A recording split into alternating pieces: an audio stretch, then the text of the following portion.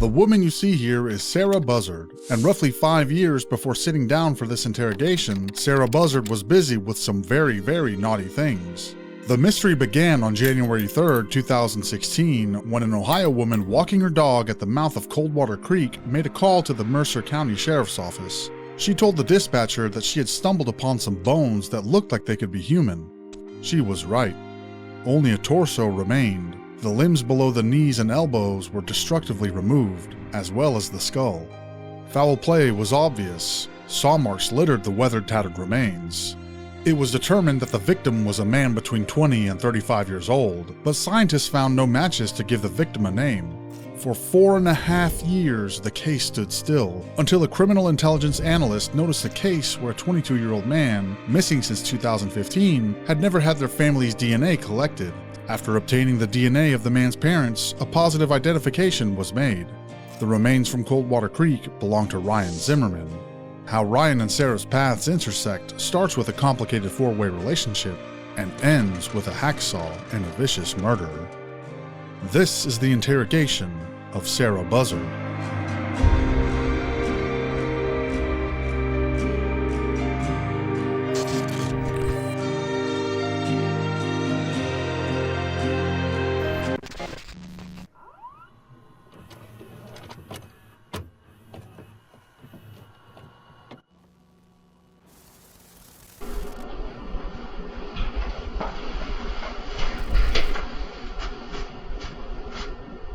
It's going to be Thursday, January 6th at about 9:10. Detective Walker and Baker are going to speak with Miss Sarah Buzzard.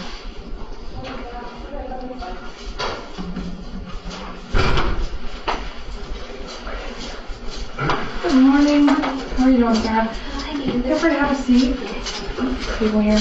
We didn't want to be rude drinking our coffee in front of you, so we've got you one. Feel free thank you so much. to have it if you like. If you don't like coffee, then I haven't had coffee for so long. It's a specialty. It's a Cinnabon, so Okay. it's something good. So hopefully, if you don't like it, we can get you a water, okay? Yeah. So you do like I love coffee. good deal. So we wanted to get you something. You don't want to be rude. So until she comes back here, she's gonna get you a water just in case. Did you get some rest last night? Okay, good. Good deal. Good deal.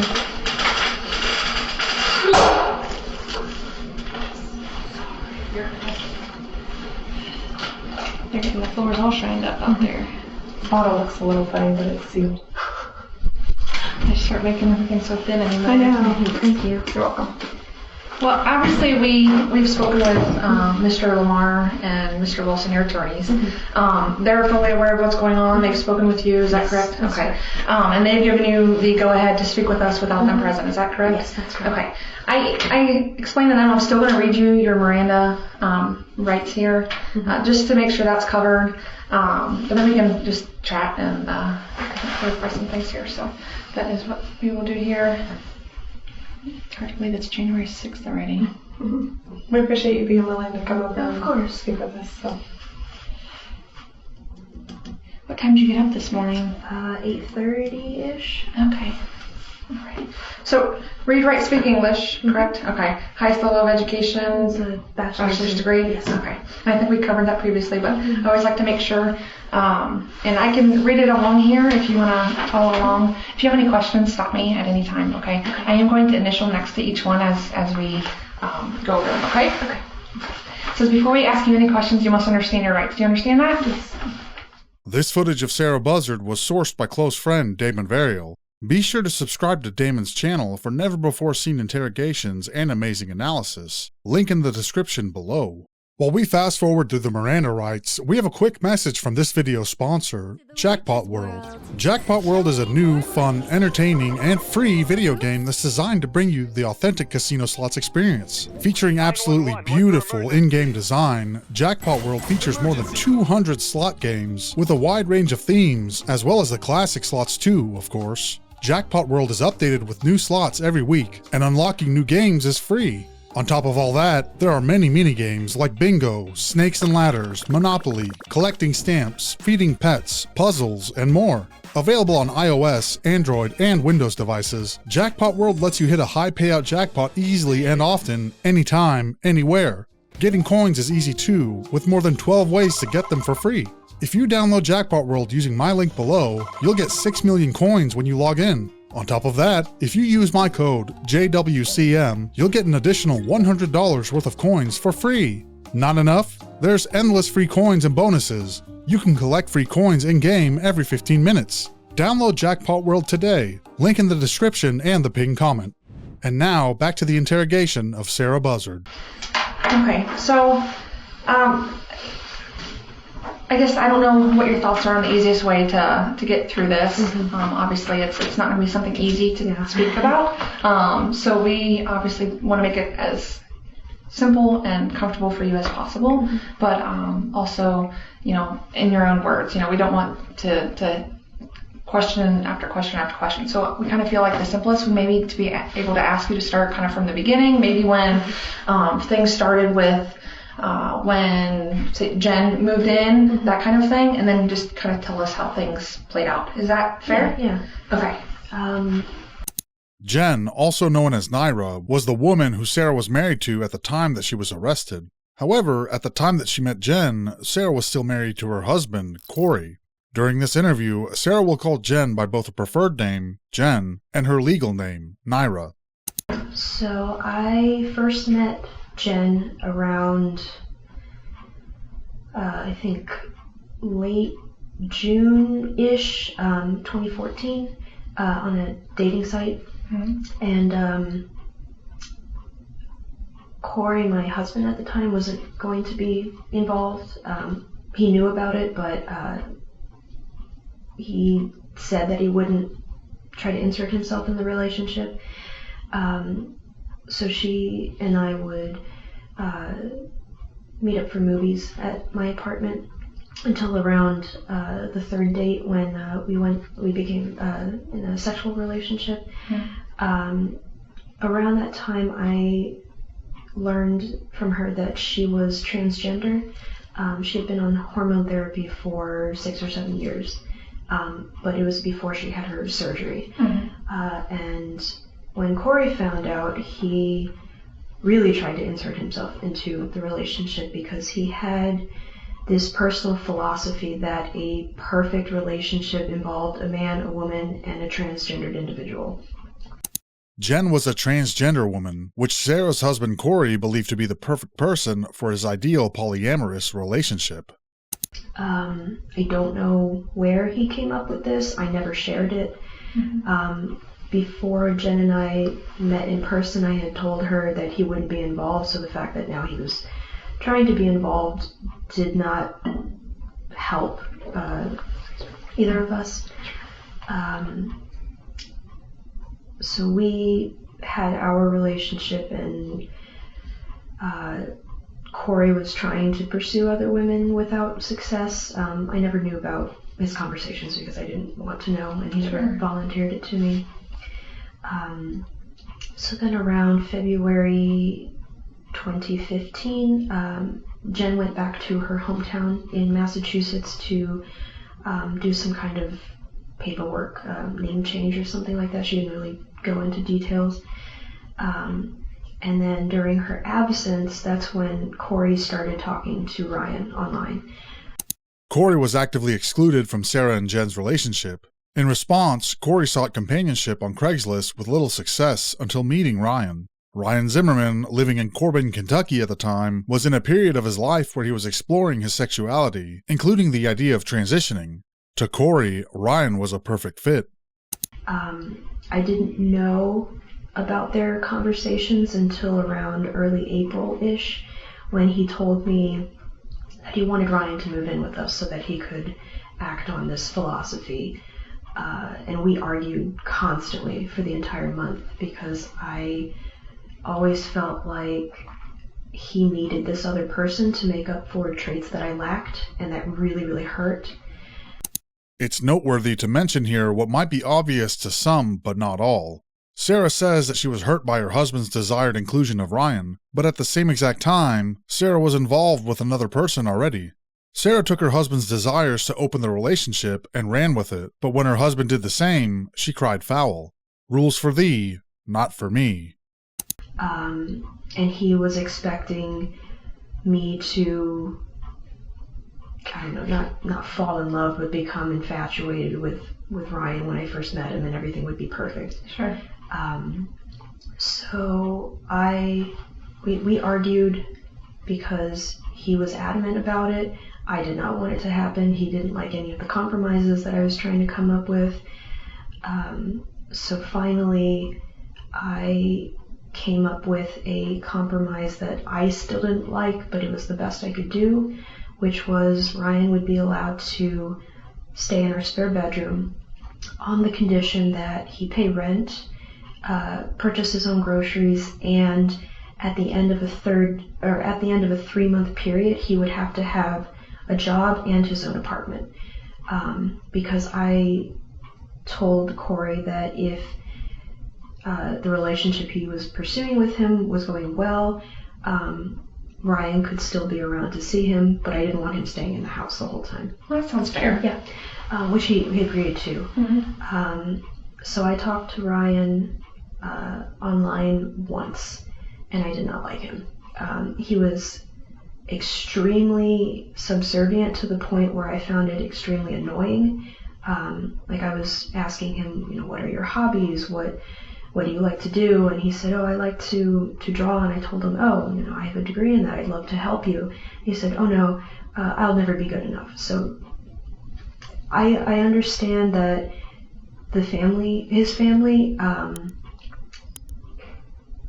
could see why he had that kind of personality, but I didn't like it. And I let Corey know that I said, I didn't see what he looked like. I don't know if Corey had gotten pictures, but I never got one.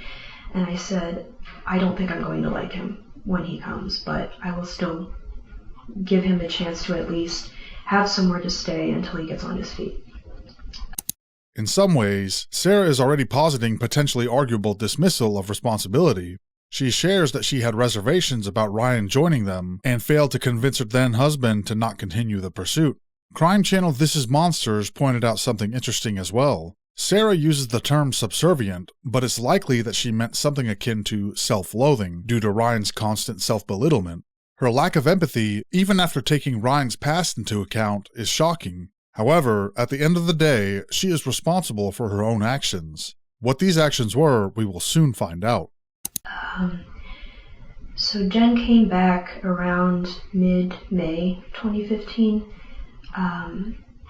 And she kind of officially moved into the living room around either the end of June, early July, something like that, before Ryan came.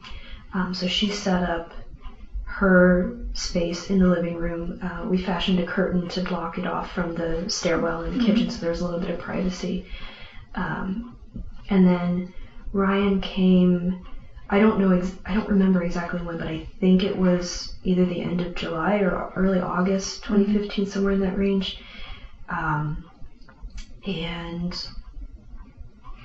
From that point, he moved into the upstairs spare bedroom. Upstairs, we also had the bedroom that Corey and I used to stay in, adjacent. So his spare room would be here. The bedroom was here. There was a long hallway, the bathroom, and then the office. So while Ryan was there, he did pay rent. He did purchase his groceries. But I didn't really interact with him if I didn't have to. Naira did not like him. Jen. Sure. She did not like him at all from the beginning. She would make comments like he was a disgusting person, the world would be better off without him. She just absolutely loathed him, mostly because of his personality, but also because he would eavesdrop at the top of the stairs, and she would always catch him, and that really bothered her. Like eavesdrop on your conversation, or just in general in your personal space? If anyone was talking in the kitchen, he would sit at the top of the stairs and try to eavesdrop. While Sarah wasn't openly amiable to Ryan, Naira was the opposite, despising him and wishing harm onto him. Some of Ryan's odd behaviors were the result of a turbulent past. In addition, Ryan's internal confusion about who he really was reflected in various ways, many of which had the unintentional result of becoming even further outcast than before. Of the 7 most common shared past experiences of individuals with extreme self-loathing, Ryan would publicly present 5 of them. So, Naira, Jen kept to herself. You can call her whatever you want. Whatever you're comfortable with. Okay. So Naira was, she stayed in the living room primarily. Didn't really interact with Corey or Ryan if she could help it, unless we were all in the kitchen during meal times. I bounced back from staying with her, going to work, and then sometimes staying up in the office with Corey because that's where my desk was. I also tried not to interact with Ryan as much as possible, but I was a little bit more open if he had questions. And then Ryan stayed in his room primarily all the time. And then Corey would bounce between hanging out in Ryan's room, staying in the office, or going to school. So we all kind of had a uncomfortable but functioning relationship. And then in September, I think it was the 25th. I know it was the weekend when everything happened, and I can't exactly remember if it was a Friday or a Saturday. I think it was Friday the 25th. Corey told me that he was meeting a woman at the Greyhound bus station, and that they had reserved a hotel room in downtown Columbus, and they were going to stay there for the whole weekend. And he also told me that he didn't want to have anything to do with Ryan anymore. He wasn't what Corey expected, and he had not tried to hold up his end of the deal. He had scheduled several job interviews and never went to a single one because he was convinced that he was just going to get rejected, so why bother? So Corey told me that he did not want Ryan there anymore. He had told him that he wanted him to pack up and leave before Corey came back. Ryan's brother would tell investigators that Ryan was bullied heavily in high school and would face constant rejection from peers. Years later, Ryan thought he had found acceptance with the Buzzards and Jen, but would be rejected yet again after settling in. As Sarah recalls, Corey had completely lost interest and had made it clear to Ryan that he was to be gone before he arrived from his trip. As requested, Ryan wouldn't be there when Corey returned. How he left, however, is a different story. And then he left to go to the hotel. The next day, I don't remember seeing Ryan at all the rest of that day. If I did, it was briefly to go into the kitchen to get something, but he didn't really talk to me. On the morning of the 26th, Naira started voicing some plan about killing him, and I did not take her seriously because she would make comments like that sometimes. Like if we were in the parking lot and we saw a woman waiting in her car, she would say something like, "Oh, I wonder what would happen if I just shot her in there," or "Oh, I wonder what would happen if we drove this cyclist off the road," and things like that. She never acted on them, so I never took her seriously. So when she started saying things about killing Ryan, I didn't take her seriously. Did she first say something that morning, or had she said something prior? She may have made passing comments prior, but nothing major. It was less about murder, more about just violence. In a guide for psychologists assessing client risk, it's noted that individuals prone to violence often share their violent plans with others or record them in journals, rather than directly threatening their targets. Expressing violent fantasies can be a precursor to actual violence, especially among those with frequent violent thoughts. Those high in openness, a trait linked to open-mindedness and novelty-seeking, are more likely to have these fantasies and are common in polyamorous circles. Violent fantasies can create a negative cycle, increasing resentment and the likelihood of acting on these thoughts. While it isn't common knowledge, there's an instinctive human awareness of potential danger. In our case, Sarah likely sensed Jen's threat but chose involvement over seeking help, highlighting the complexity of human responses to danger. But she I can't remember. Okay. But if she did, they were short and passed, and then that was it.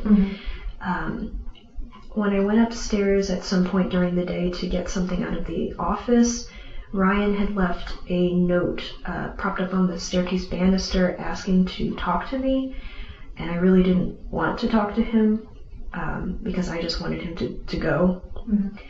So then I went back downstairs, and then later on, when I went to use the bathroom, as I was exiting, he stuck his head out of his room and said, "Can I talk to you?" So I finally did. I sat on the floor and listened as he cried and begged me to give him a second chance. He said that Corey hated him and that he wanted. I tuned a lot of it out because I knew he just wanted a second chance. But I told him, "Look, I'm sorry that Corey said that and that he wanted you to leave before your 3-month period, but if that's what he wants, then I'm going to stand by it. Plus, I pointed out, you haven't tried to go to any of your job interviews, and you can't use the excuse that you didn't have a car or you didn't have like a resume that had interested them enough to schedule it. You just didn't want to go because you chickened out." And I said that I wouldn't do anything, that if that's what Corey wanted, then he would have to leave this weekend. Which is not what he wanted to hear, but he agreed to it. So then I left, I went back downstairs, and I filled in Naira on what he had told me. And that's when she went back to fleshing out their plan. I still didn't take her seriously, but I was starting to get worried because of how intricate it was getting. And then when she started gathering tools like trash bags, bleach, the handsaw from the shed, I realized she was serious. So I tried to talk her out of it, calmly at first, and then I started getting a little hysterical. And she told me that if I didn't help, that she was going to do it anyway, and that it was going to be a lot messier and a lot harder to get everything done by herself, and that Corey would probably come home before she was finished. So she said that she would just give me a small role to play, but she would do most of the heavy work. And usually at this point, the attorneys ask me, "Well, why did you do it? Why didn't you call the police? Why didn't you kick her out?" And it was because I loved her. I knew that she wasn't a good person. I knew that she was kind of borderline sociopathic. She liked to manipulate people, including me early in our relationship, but she was the only person who had been there for me through everything that Corey had put me through. And she was the first person that I actually felt like cared about me. Maybe not so much at this point in our relationship, but later on, she was fiercely loyal to me. And so I didn't want to lose her. So I agreed that I would help. It's clear as day that Sarah herself has found herself in an extremely vulnerable position. While she was in an unhealthy marriage with Corey, Jen became her escape. However, Jen was, in Sarah's own words, borderline sociopathic and not a good person. In Sarah's version of events, she was manipulated into becoming a participant because of her undying love for Jen. Alternatively, Jen took advantage of Sarah by forcing her to take part in Jen's horrific plans. If Jen could convince Sarah to be complicit in her scheme, Sarah would be less likely to implicate Jen at a later date. In addition, them sharing roles in the murder of Ryan creates an additional bond rooted in toxicity. Blood in, blood out. So in the evening, we waited until Ryan went upstairs to use the bathroom, and then we both went into the office. She had a rag that she dipped in bleach, and she had a bottle of vinegar next to her to add to it when the time came, because I guess they had some kind of chemical reaction and released some kind of poisonous gas. I don't really know, but she did the research for it. Mixing bleach and vinegar is extremely dangerous and should be avoided. When you combine these two substances, they react to form chlorine gas, a toxic and potentially deadly chemical. Chlorine gas, even at low levels, can cause coughing, breathing difficulties, burning in the eyes, nose, and throat, and can be particularly harmful to people with respiratory conditions. At higher concentrations, chlorine gas can lead to severe respiratory distress, and in extreme cases, it can be fatal. So when Ryan came out, I was waiting in the doorway of the office, waited until he walked down the hall, and then I jumped on him from behind, put him in a headlock, and pulled him down to the floor with my body weight so I could hold him while Naira came in and straddled him and then pressed the rag over his face. When he started making these guttural gasping noises, Naira let me get out from under him, and I curled up in the office and cried. I didn't want to look at her or him.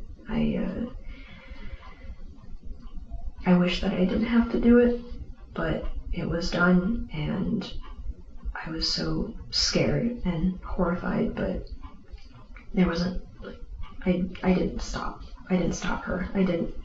Love is a powerful thing. Yeah. So I stayed in the office. I didn't know that she had put duct tape over his face until the prosecutors or you, or I can't remember, somebody told me that when they examined the head that there was duct tape on it. So I didn't see her do that. I'm guessing she did it to make sure that he wouldn't breathe if he wasn't fully dead. And then she asked me to help her move him into the bathtub, but I wouldn't do it. I said I didn't want to see his face. I couldn't bring myself to look at him. The only thing I could see were his calves sticking out, and his skin had turned white, so I knew that he had died. So I stayed in the office for a while until she did get him in the bathtub, and she had put a trash bag over his head and severed it, and then put that into the freezer so that she could deal with it later. And she started using the handsaw to take off his hands and feet at the joint. And at that time, because his face, I didn't have to see his face anymore, I came out to help, and she gave me his clothes, instructed me to put it in a trash bag while she worked. And after, I'm not sure how much time passed, it felt like maybe an hour, she started to get intestinal cramps. So she went to lie down and said I had to take over.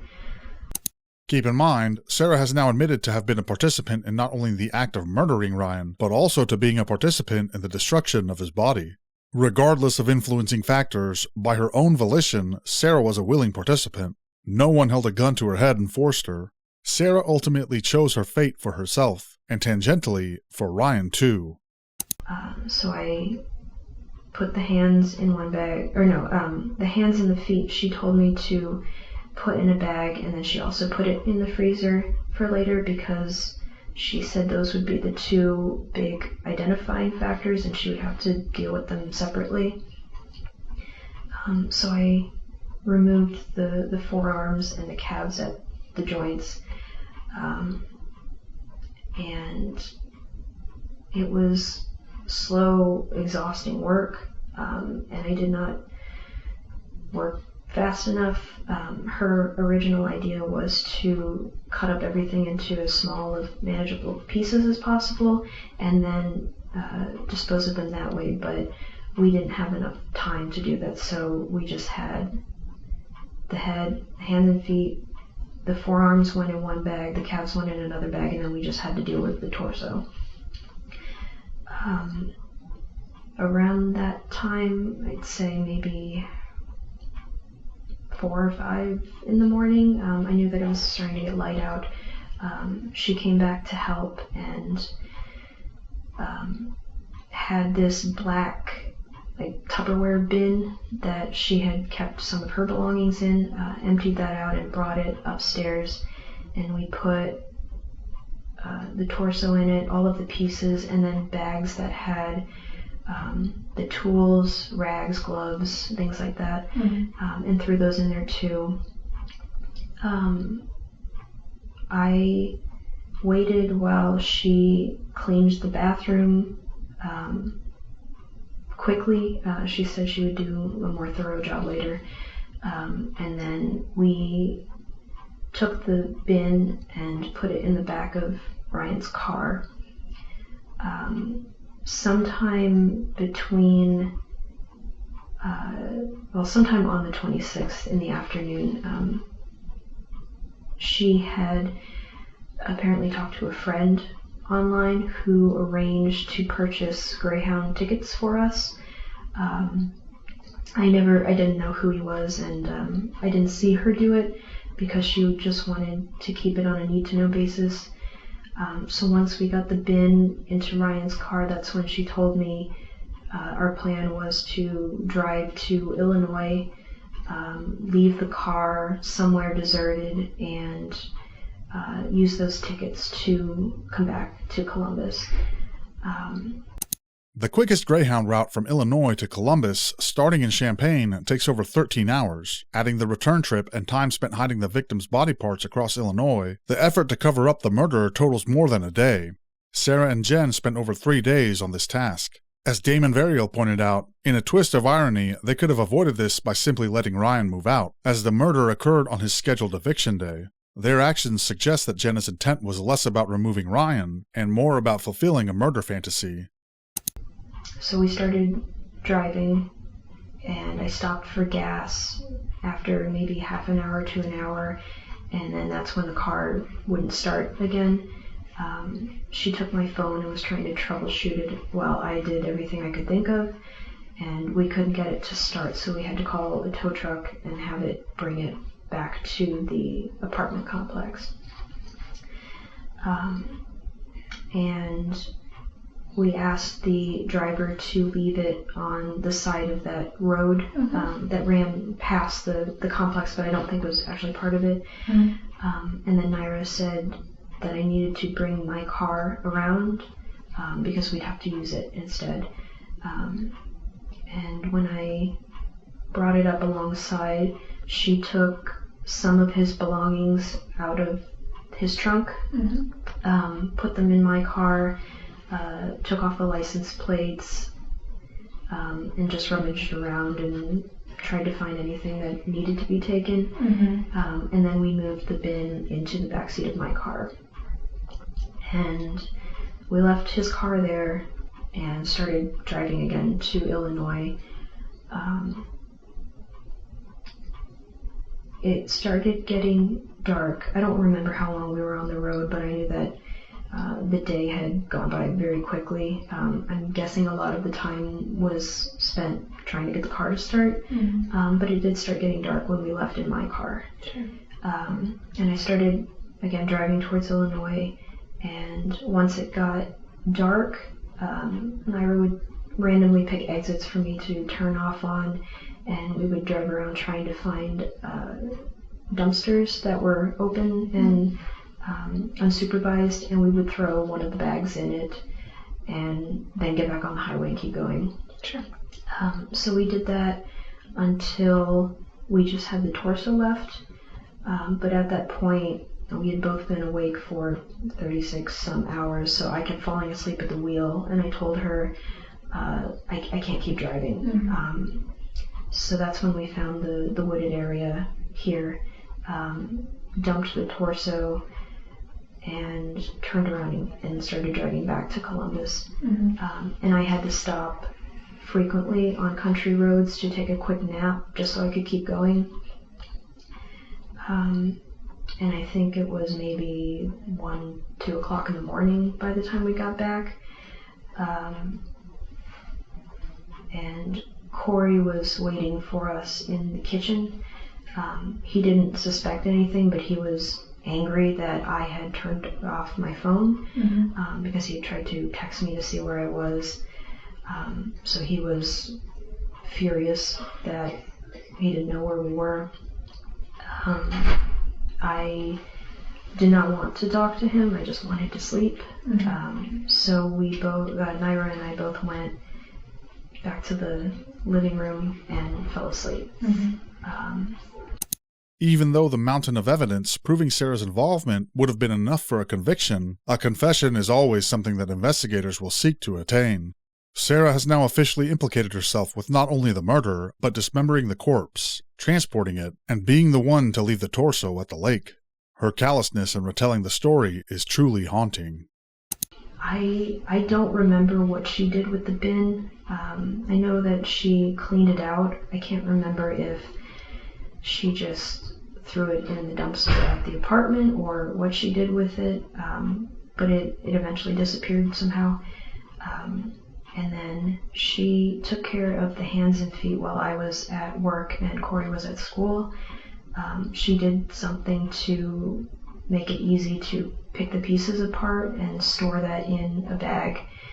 And the head, she got this soup pot and made some kind of lye mixture and put the head in it.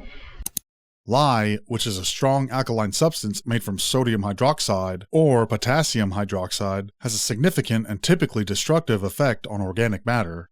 Lye reacts with organic tissues, including proteins and fats, through a process called saponification. This reaction can break down complex organic molecules into simpler substances. Lye is highly corrosive, and in high concentrations, lye can rapidly decompose organic matter. This is why it has been used in some industrial applications for cleaning or breaking down organic residues. It is also the reason why lye is sometimes used in processes like the disposal of carcasses, or more specifically in this case, Ryan Zimmerman's head. Sarah will mention that Naira also wanted the skull as a trophy. While lye is corrosive on organic matter like flesh, with mineral-based matter like bones, it is used to clean and preserve. Partially because it was kind of a trophy for her, but also because she didn't know the best way to dispose of it yet. So we had to she put it in the soup bin, put that in a bag, or several bags, put the pieces of the hands and feet also in the bag, and then kept bagging it up, and we put it in the shed for the time being. And every time we moved, it would have to come with us. So that was a weight that I had to drag with me everywhere I went. Corey never suspected anything. I told him Ryan packed up and left, and he didn't give him a second thought. He started dating another woman until he moved in with her sometime in November. And Naira and I vacated the apartment December, January, somewhere. It was slow work, and moved everything back to my mom's house. And then early January, Corey and I had an uncontested divorce, and then Naira and I married at the end of January. The crime-crossed lovers would move to Sarah's hometown of Marion, Indiana after moving out, and on January 14, 2016, Sarah and Corey finalized their divorce. In a move that likely speaks about how despicable Sarah Buzzard truly is, on January 28th of the same year, only 14 days after the divorce, Sarah Buzzard would marry Naira. And for a long time, we would check the news constantly. That's when we found out that the torso was discovered. But as time went on and we didn't see any new news, we started planning for a future instead. And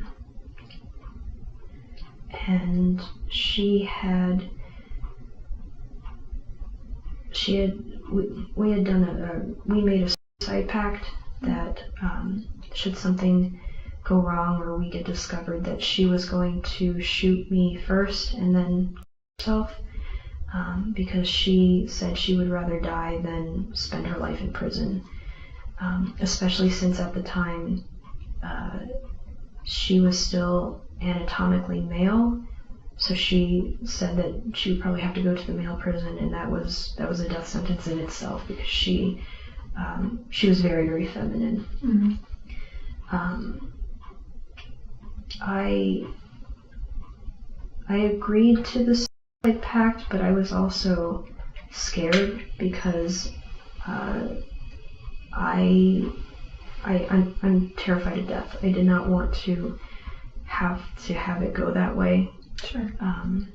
But as time passed and nothing new happened, I started to feel better, that maybe we'd be able to live a life together. And then the arrest came, and when I said goodbye to her, I could see it in her face that she knew. And when the officer that the Marion Police Department told me what happened, I wasn't surprised, but it still hurt. Sure. I need tissues. There we go. Okay, thank you. Okay. And that's about it. In this complex case, we're left pondering while we're delving into Sarah's interrogation when Jen, alleged to be the main culprit, isn't being questioned. Sarah tells us that the stark reason is Jen's death. She had followed through with the pact upon the police's arrival, shortly after Sarah's arrest. This development throws a wrench into the investigation, allowing Sarah to potentially shift all blame onto Jen. While Sarah's claim that Jen masterminded the murder could be true, it's equally plausible that Sarah, having more motive, orchestrated the crime herself. With both Jen and Ryan deceased, the full extent of Sarah's honesty is shrouded in mystery. The police are not confined to analyzing Sarah's story against the evidence they possess, mainly the dismembered body and a car sold after the murder, leaving the primary perpetrator's identity unclear. So if you don't mind, I have a few questions. Sure. Okay. Kind of going back a little bit to the point where you said she would bring it up and talk about it, I guess, and she kind of laid out her plan. What did she explain? She was trying to figure out the best way to kill him without alerting anyone. She didn't want to shoot him because that would be loud, that would be messy, and it would draw attention. So the only other idea she could come up with that would be quiet would be strangulation. And she wanted me to hold Ryan down so that he wouldn't flee or kick her or anything, while she put the rag on his face. She didn't share the after part when we needed to dispose of things, either because, again, she wanted it as a need-to-know basis, or she hadn't figured it out just yet. So she told me that my role was just to pull him down and she would take care of the rest. Okay. Do you feel like when you pulled him down, did he pass when you had your arms around him? Do you feel like he was dead and then she told you could go? I don't know. Okay. I don't have any experience with what the body or what a body does as it's fighting. So I don't know. I know that he was still making noises as I left, but at that point I didn't know if it was him voluntarily doing it or if it was just a reaction. Okay. And after I got in the office, I covered my face. I didn't want to look. So anything else was noise for me. Okay. Sarah recalls that Ryan was making noises and couldn't tell if it was voluntary or a reaction. The most likely scenario is that Ryan was experiencing agonal breathing. Agonal breathing is when someone who is not getting enough oxygen is gasping for air, and it is not true breathing. It's a reflex that occurs when the brain is not getting the oxygen it needs to survive. Agonal breathing is a sign that a person is near death and is often referred to as the death rattle.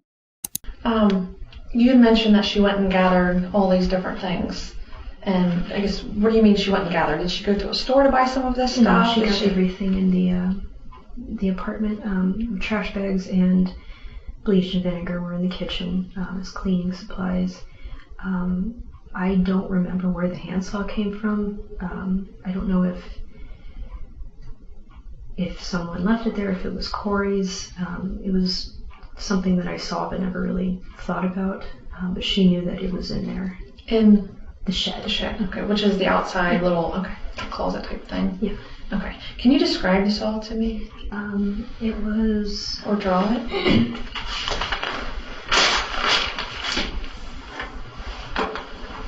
So it was about this big-ish, or at least the blade was. So it kind of looked like this, where this was the frame. Sure. That was the handle, and then the blade was right here. Okay. The pot, you mentioned that she had gotten a pot. Did she go purchase that somewhere? Did you guys use that previously for cooking, or where did that come from? I think she had it with her. I know that it wasn't something that I had ever used.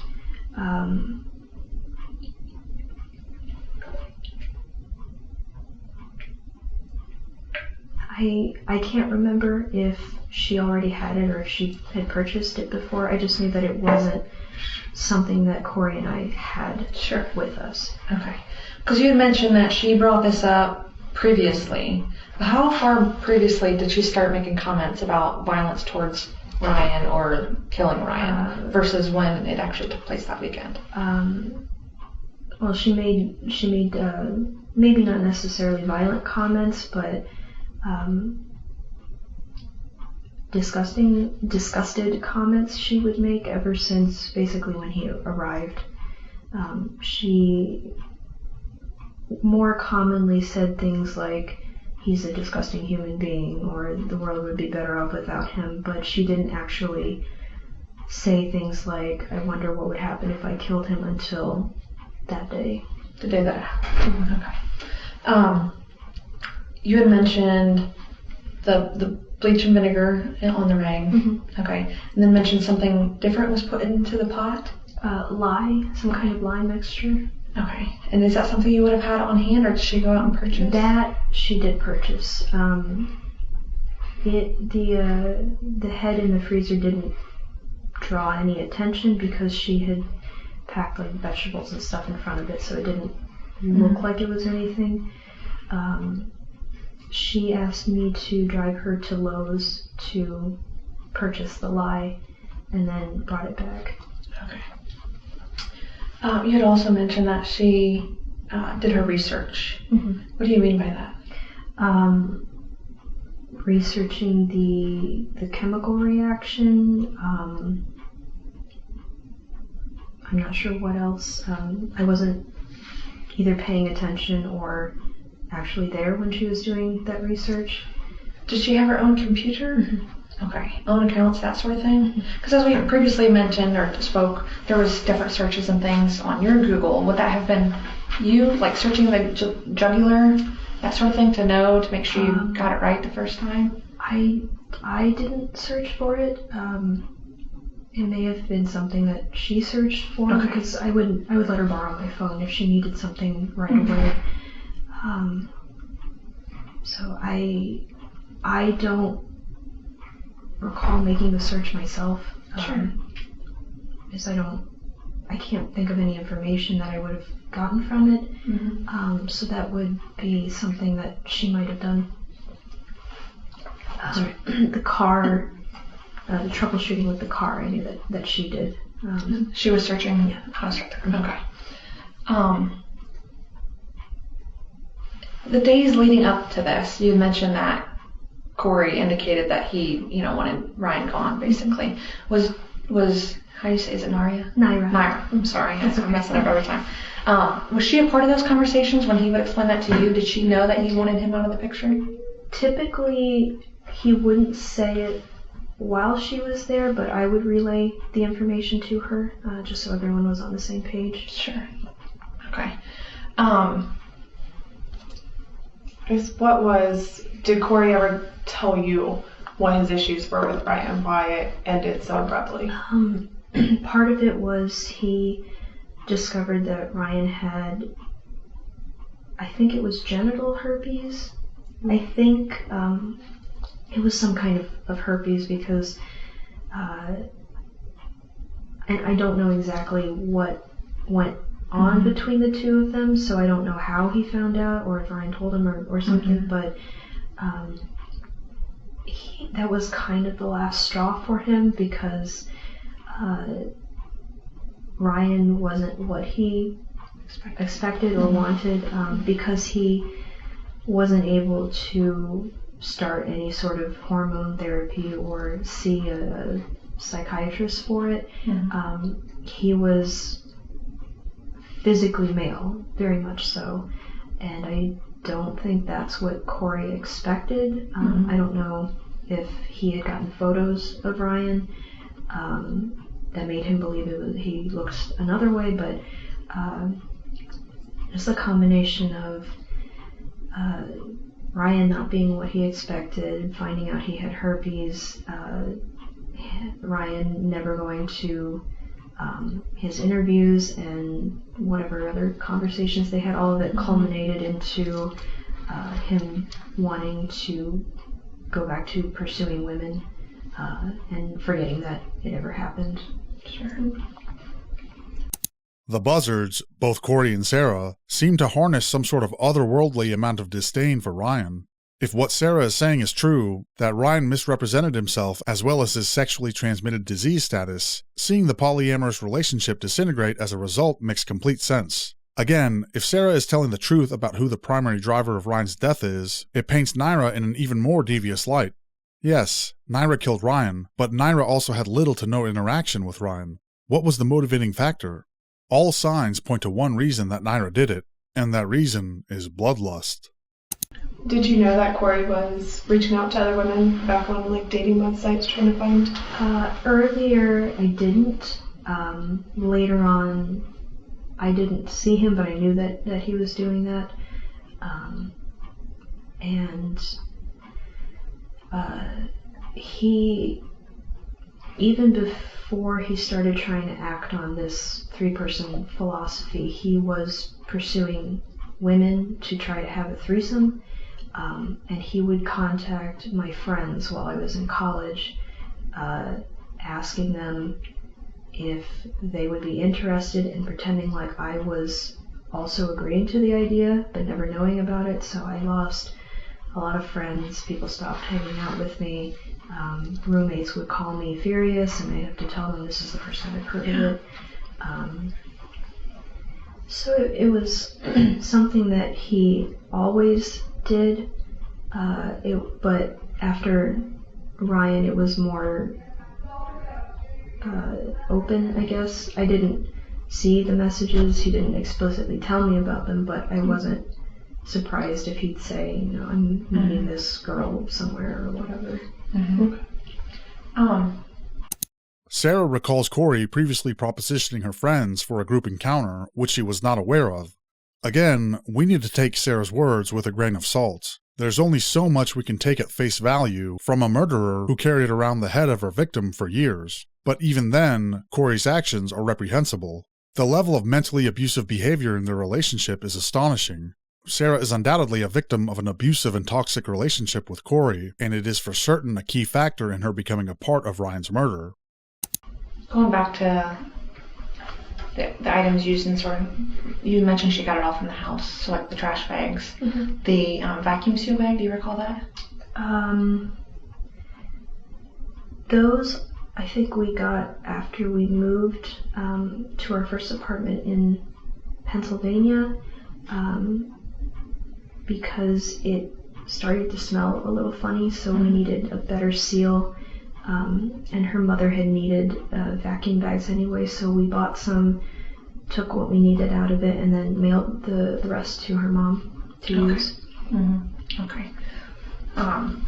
And then the duct tape, as you mentioned, you were told by your attorneys or what have you. And I had showed you a picture of the duct tape. It's like an aqua blue. Do you recall having that on hand? That was mine. That was yours. Okay. She most likely got it out of the office because I used it to like decorate notebooks and stuff like that. Sure. Okay. So I guess the days leading up, do you recall going with Ryan to Kroger or anything like that, or did you all go to Kroger and make multiple different transactions? It depended. He did come with us on a few occasions in my car, and once we got there, everybody would kind of split up to get their own things. Corey would go either by himself or with Ryan, and then Naira would come with me. We all did separate transactions, and once we were done, we would load up everything in the car and come back. I think he also went to Kroger or places like that on his own. Oh, sure. But if everybody needed to go to the grocery anyway, then we would just all go. Do you recall any larger purchases? Say there was multiple transactions like the day before at Kroger for like around $100 each. That was for the rent. I'm trying to remember how much I charged. I think I want to say it was $200 because I think our rent was $600 or something like that. So he would pay for a third of it. I would pay for a third for Naira and myself because she didn't have a job, and then Corey would pay the other third. So those, I do remember asking Ryan to withdraw that money for rent, and because there's a limit on how much cash back you can get, he'd have to do it a few times. Okay, that makes more sense. So I appreciate that. Do you recall, I guess, what happened with his debit card or what have you after he and Naira kept them. Okay. I don't know what she did with them. I think she also got maybe like a flash drive or a hard drive, but she kept all of those to herself. I don't know exactly what she took.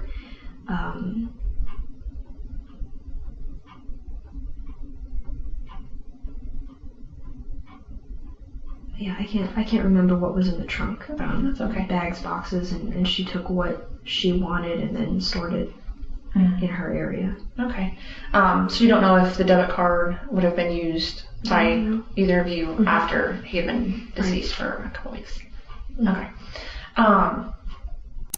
The focus on Ryan's debit card, which experienced significant activity before and after the murder, is key to the investigation. While Sarah pins the blame on Jen, the detectives aim to get Sarah to admit to using Ryan's card after the murder, adding theft to her already extensive charges. Do you recall if anything else was in, I guess the torso was in its own bag? Okay. Was there anything else of his belongings or clothing-wise that would have been in there that you recall? Not in that bag, because it took up most of the bag. I think we had to maybe double bag it, but any small belongings like his clothes would have been put in its own bag because that was something that we could easily put in one of the dumpsters. What about my understanding is he traveled with gaming system possibly, or even a tablet, anything like that. Do you recall him having those things, or what happened with those? I think he had maybe a Wii U or a 3DS. That was something that Naira kept, and I don't know what she did with it. I wouldn't be surprised if she sold it because she would buy and sell a lot of electronics and fix them up and then resell them. Sure. So I imagine that she did that at some point, but it would have been on her own. The only thing I would have done would be take the box to the post office for her. When she does those transactions. Yeah. Okay. So I remember seeing the Wii U gamepad screen a couple of times, and then I didn't see it again. Okay. You doing okay? Yeah. I know we're asking all the questions, so I apologize.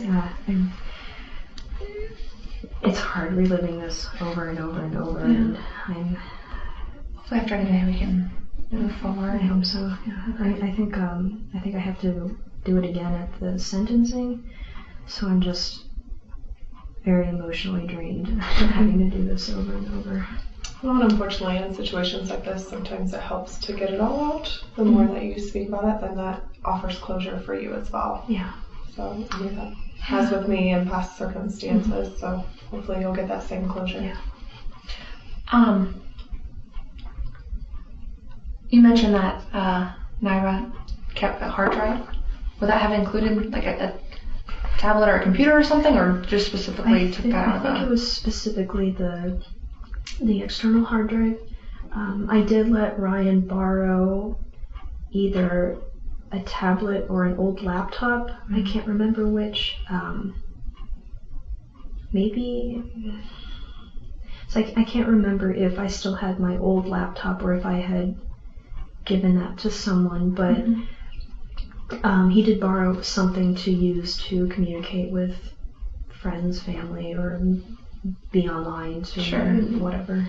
Okay. Do you recall searching how to clear or wipe like an ACES tablet? That would have been something that Naira would have already known how to do. Okay. Okay. Do you recall anything about getting on any of Ryan's accounts, like around that time frame, and speaking with one of his friends on, I guess it'd be Steam or the Google Chats? I didn't. Again, I wouldn't be surprised if that was something that Naira could do. She was very, very tech savvy. Okay. So if she did that, I wasn't there to see it, so she may have done it while I was at work or something. But it doesn't surprise me to hear that something like that might have happened. Do you recall any of Ryan's friends reaching out, asking anything about what happened? I mean, after he was dead. No. Okay. And speaking of work, would you have been at work this weekend and come home early around lunchtime or anything, or? I don't think so. I wouldn't have come home during a break because it was only half an hour, and it takes I think like 20 minutes to get from Barnes & Noble to my apartment.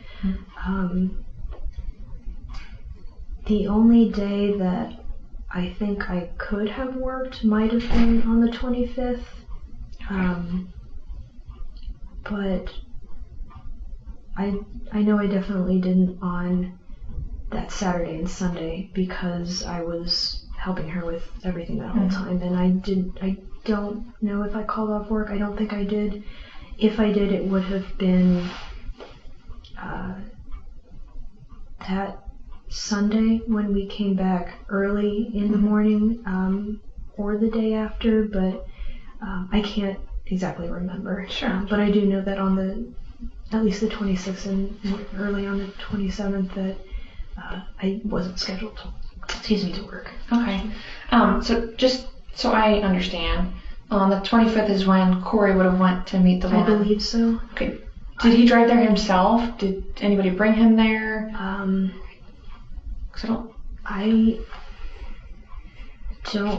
can't remember if I had given him a ride there or if he took the bus.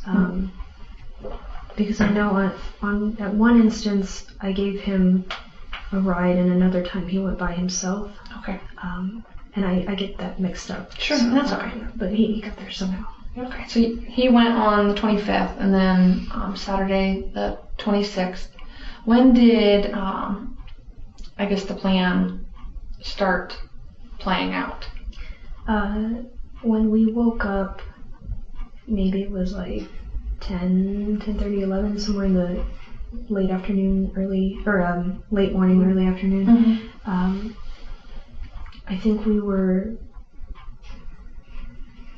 just relaxing in bed, and that's when she started thinking out loud about those things, and I was kind of half asleep, so it was just more of her ramblings to me. It really wasn't until after I had finished talking to Ryan that her fixation on the plan started to get worrisome, because before it would have just been like really basic info, like, oh, we kill him and cut him up and throw him somewhere, and then that was the end. But when she started going into the details, like, you know, we would need to remove this first and that, and then we would have to do this, that it started becoming less like her other comments and more something new that I hadn't experienced. Despite the presence of red flags, Sarah remains inactive. Alternatively, she might have been complicit in the scheme. However, with Jen's demise, the truth behind Sarah's involvement or inaction remains forever uncertain. And roughly about what time of day was it that we would have been upstairs and all this started? Because you said it took a while. So roughly about what time of day? Anywhere between,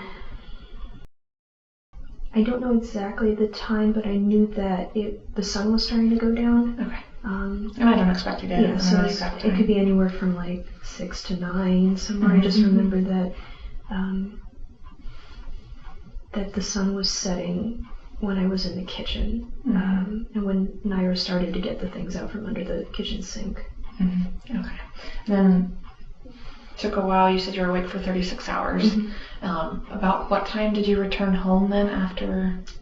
Maybe 1 or 2 in the morning. Okay. 3 at the latest. Okay. I started to lose track of my concept of time because I kept sleeping and then driving and sleeping and driving. Sure.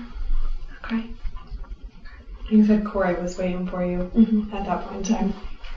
I think he had come back sometime in the evening, I guess, and since we didn't leave a note or anything and he couldn't call me, he didn't know what was going on.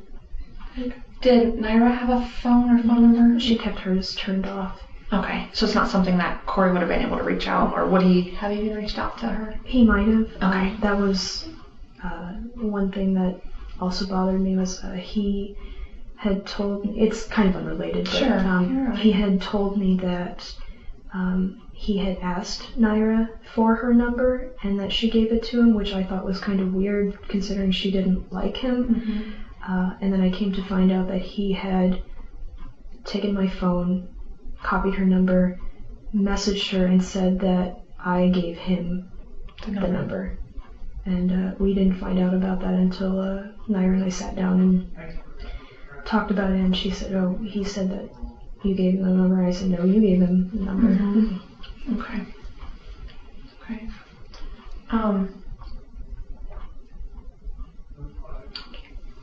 So anytime after Brian would have been identified, were you guys watching the news or watching any of that beforehand? So you had seen when he had been identified at that point in time? Not identified. I never knew that he was identified. Okay. I saw the news report that they had found the body, that they were trying to get a DNA extraction or whatever, and that they hadn't found any matches.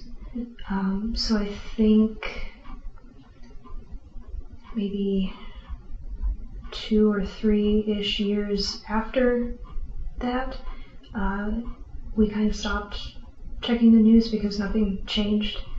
So I never knew that he was identified because I don't know if that was released to the public. Sure. Naira and Sarah's guilty conscience kept them checking the news for a while, but eventually felt confident that they had gotten away with their crimes. The couple is intriguing for many, many reasons, but most notably, based on Sarah's stories, Naira shows signs of being both a psychopath and a sociopath, while Sarah is nearly guaranteed to be a sociopath with psychopathic tendencies. They were truly the 2 worst people that either of them could have ever met. Talking about keeping parts of it for identification purposes, that sort of thing. you mentioned that she had placed the head in the pot and that sort of thing, and then there was other bags with the hands and feet. Mhm. Were they all placed in one bag or separated out, or what do you recall? I think it was just all in one bag, but I could be mistaken. Okay. Do you recall if it was just the hands and feet, or what was all put in those It bags? should have just been the hands and feet, because the forearms and calves, I know that we threw into some dumpster somewhere. Okay. Do you recall if they were manipulated at all? You mentioned needing to put it in another bag because it started to have an odor. Do you recall if Naira or either you or her went into those bags at all to move them around, to put some of it in a separate bag or anything like that? I don't remember. If I know that it was easier to just keep putting it in new bags than it was to take them out and change the bags. Sure. Plus the places we were living did not allow us to have enough room to really properly take care of it, so it was easier to put it in another trash bag, we might have stuck it in another vacuum seal that we had laying around, but we just kept layering it so we wouldn't have to deal with it. So the pot was never opened back up after it was sealed up? Okay. At least I don't think so. She might have, but I never did. Okay. And you had mentioned when the hands and feet were placed in the bag, you said that she had went back and wanted to do something to separate them? Yeah, to like pick them apart so that it didn't resemble a hand or a foot anymore. Because she thought it would be easier to get rid of that part than the head.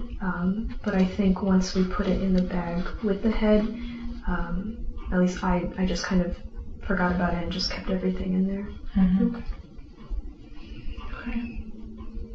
So she never necessarily did that part of it. That was just her plan. Right. Initially. Okay. Okay, that makes sense. Anything right now? Do you need to use the bathroom or anything? I think I'm good right now. Okay. Let me step out and take a quick break, if that's okay with you? Yeah. Okay. Good with the water and things? Do you need anything right now? I don't think so. Okay. And then we'll be right back. Okay. Does that sound good? Okay. Thank you again for the coffee. Oh, you're welcome. Is it any good? It was good. We took a long shot. It sounded good to us, so we took a long shot on it. The detectives step outside to reconvene for roughly 22 minutes. Sarah enjoys her coffee while pondering her fate, one of the last luxuries she will ever get to experience.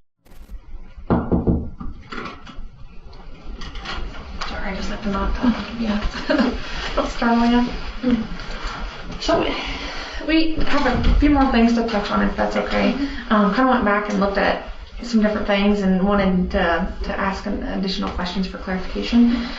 With regard to working at Barnes & Noble, would you have recalled working that morning on that Saturday, I guess it would be the 26th, until like noon, or would you have gotten a call from Naira to come home, or? I wouldn't have gotten a call from her to come home. Maybe I worked in the morning. I honestly can't remember. I know that she wouldn't have called me to come home. So if it was an early morning shift, I would have left around 6:30-ish, and I would have come home around 1 or 2, 3 at the latest. Okay. So I don't remember. Okay, but you do recall waking up that morning and discussing things, or Naira was making comments and things that were of concern to you? Mm-hmm. Okay. And what time frame do you recall waking up? I mean, have this been able to be a conversation prior to going to work? No, it would have been one after in that case, because we talked for maybe an hour or so. It wasn't like the kind of discussion we're having now. It was more Sure. of like a sleepy, wondering, spotted with other topics. Yeah, so I don't remember, but if I did work that morning, then when I came home, we might have laid around and talked about it. Okay. Gotcha. In total different topic, okay. You're an artist, right? So some of your artwork, Yeah. can you explain that? So art for me is a coping mechanism. And I know that Randy and Eric had mentioned that there were two pieces in particular that gave people red flags. One was a painting of a sheep with that was done in blood, or some of it. That piece I had done prior to ever knowing about Ryan. That was a coping mechanism for everything that I'd been through with Corey.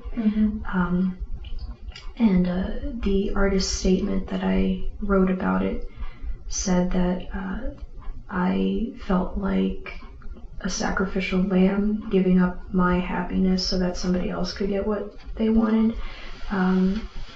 And I used to when I was in high school, so that kind of all brought like my anxiety and depression into that piece. Sure. The other one was a mermaid holding a human head, and I know that people thought, or at least I heard, that this was like, I don't remember how they described it, but showing like, look what I did. But that was also a coping mechanism, having to drag that around with me everywhere we moved. And also I did that in October, so it was supposed to be kind of a macabre piece for Halloween. And also tying back to the myth of mermaids, that they would dismember their victims and drown them or whatever. So that was both a kind of, what's the word, a shock value piece mixed with my own personal struggle. And the personal struggle being dealing with all of this that we just I couldn't talk to anyone about it. Yeah, you had to release that in some fashion, and for you that was art. So if there are any other pieces that were alarming, none of them were meant as bragging rights. They were all just coping mechanisms. Sure. I appreciate it, because that makes more sense. Yeah. No, because you had the one Make It Holy, I think that's the one that you had. And you had one an honorable mention, I think, on that one of your art shows. So that was the one made with blood. Was that your blood that you used in that? I just pricked a finger and put some in a cup and used it, so it wasn't like any weird gory thing. Sure. So that piece meant a lot to me because of everything that I had gone through with Corey. I basically just felt like a piece of meat, and I needed a way to get that out. The parallels between Sarah's art and her traumatic experiences are glaringly obvious. Through the mind-numbingly toxic relationship she shared with Corey and the stomach-churning reality of what happened to Ryan, Sarah found relief and an avenue for expression with her drawings. Any interpretation is wholly unnecessary, as Sarah is seemingly fully cognizant of the motivation behind them. Okay, understandable. And you had another one titled Sacrificial Lamb. That I think that was I did that before the painting. Same sheep, same. It's actually coincidence that I drew it with the limbs severed. I remember looking at some artist who did something like that, and so that was also coping with feeling like the sacrificial lamb. So I did that first, and then I did the painting. Getting back a little bit to the the body. Okay, there's no easy way around it, so I apologize. How long do you recall that the hands or the head and things remained in the freezer? Several days. I don't remember exactly how long, but I knew it wasn't right away. But with the way Naira had bagged them and positioned them, it didn't bring any suspicion. At least Corey never seemed suspicious of it. I think she was waiting for like a time when nobody would be there and she wouldn't be disturbed. So when Corey was at school, he's usually there. He would usually take the bus sometime in the morning and not be back until either late afternoon, early evening, something like that. And so she would have waited until I was at work and he was at school, so she wouldn't be interrupted. So I know it was in there for at least a few days, if not longer. And this wasn't something discussed with Corey at all? No. At any point? Was there ever any conversation with Corey, even after this kind of came out on the news? I haven't spoken to him for many, many years. 4 years now, I think. Okay. He did ask me, I think, on a few occasions what I did that day, but I would never tell him. I suspect he thinks it was some kind of drug deal, but he never knew what actually happened and then didn't ask me anymore. What do you mean he suspects it was some kind of drug deal? He told me, or when he was trying to ask me like what happened, and I said I can't tell you, I do remember asking him, what do you think it was? And he said I thought it was some kind of drug deal, because he knew that Naira had some shady secrets. There was no proof, but based on her personality, I think that was what he thought had happened. But he never outright asked me, and I never outright volunteered any of the information. So I didn't need him to know. Okay. So you're speaking of why you guys were gone and came home at such an odd time frame. And why would my phone be off? Because I never turned off my phone. But Naira wanted me to, so that he couldn't contact me, and also that they couldn't track the GPS or something like that. I didn't fully understand that. I just followed her directions. Mm-hmm. Okay. So, and speaking about that, the conversation that you had with Corey about Ryan, was Naira was not a part of that? No. I told her afterwards, but she wasn't there for the initial part. I just relayed the information. Okay. And you mentioned something about Naira's shady past. Mm-hmm. Tell me more about that. So she started hormone therapy when she was, I think, 20 or 21, and she moved out of her mother's house. And the places that she had stayed were kind of seedy. I know she stayed with, or she roomed with some stars. She was doing cam videos to make money. She had a violent past. When she was in high school, I think she tried to stab someone with a pencil or something, but the charges were dropped. She implied that she had done something else that was also violent that I never found out about. And then just the way her personality was with the sociopathic tendencies, the aggressive, manipulative behavior. She didn't like to talk about her past with me, but she would sometimes feed me small little tidbits to show that she had secrets. Mm-hmm. Do you think that was in a way to manipulate you? To intimidate you?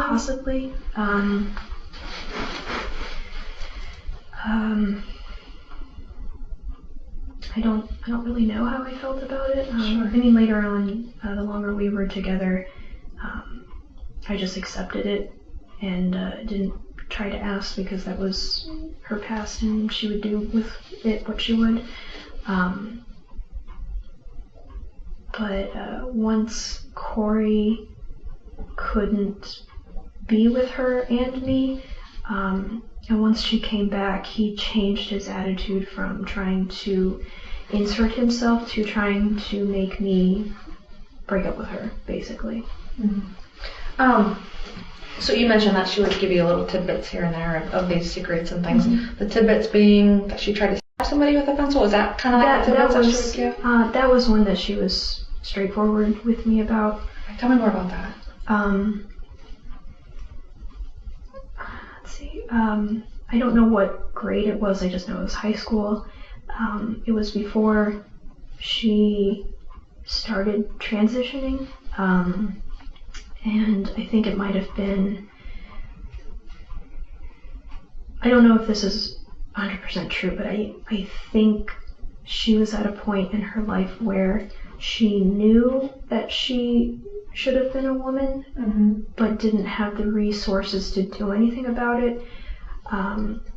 So she always had a lot of aggression. She was a very straightforward, aggressive type of person. Sure.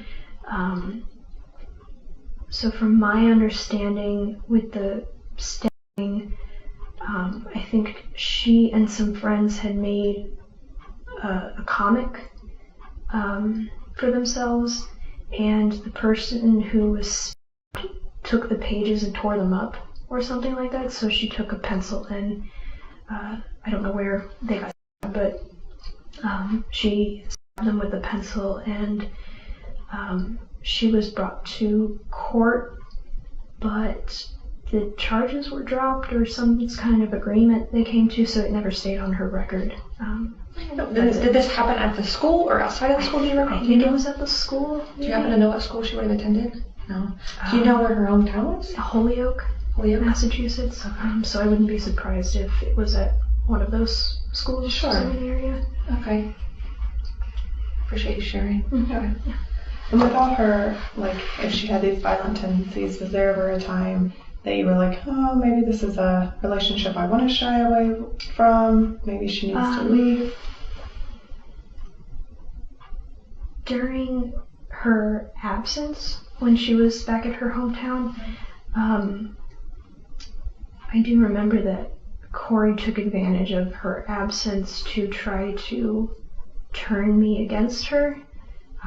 Either because I want to say it could have been because he saw what she was really like, but the truth is he felt jealous and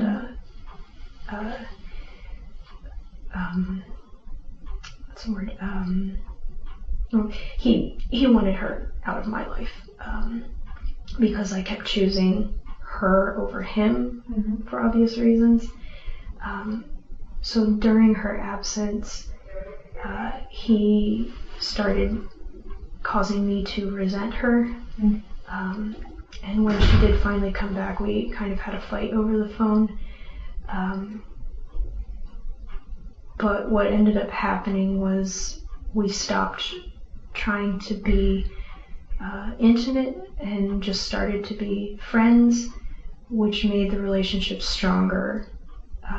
And she became more open with me. When I first met her, she was very, very guarded. She never really shared anything about herself. She didn't want me to add her on Facebook. She didn't want any public knowledge of us. But once she came back, she was more open about that. To me, to a longer-term relationship, less casual. So what Corey had tried to do actually ended up backfiring on him. Sure. But you mentioned that she didn't want that connection, basically, mm-hmm. At least not in the public's view. Did she have Facebook? She did, but she didn't really use it. She never posted pictures of herself. She never let anyone take pictures of her because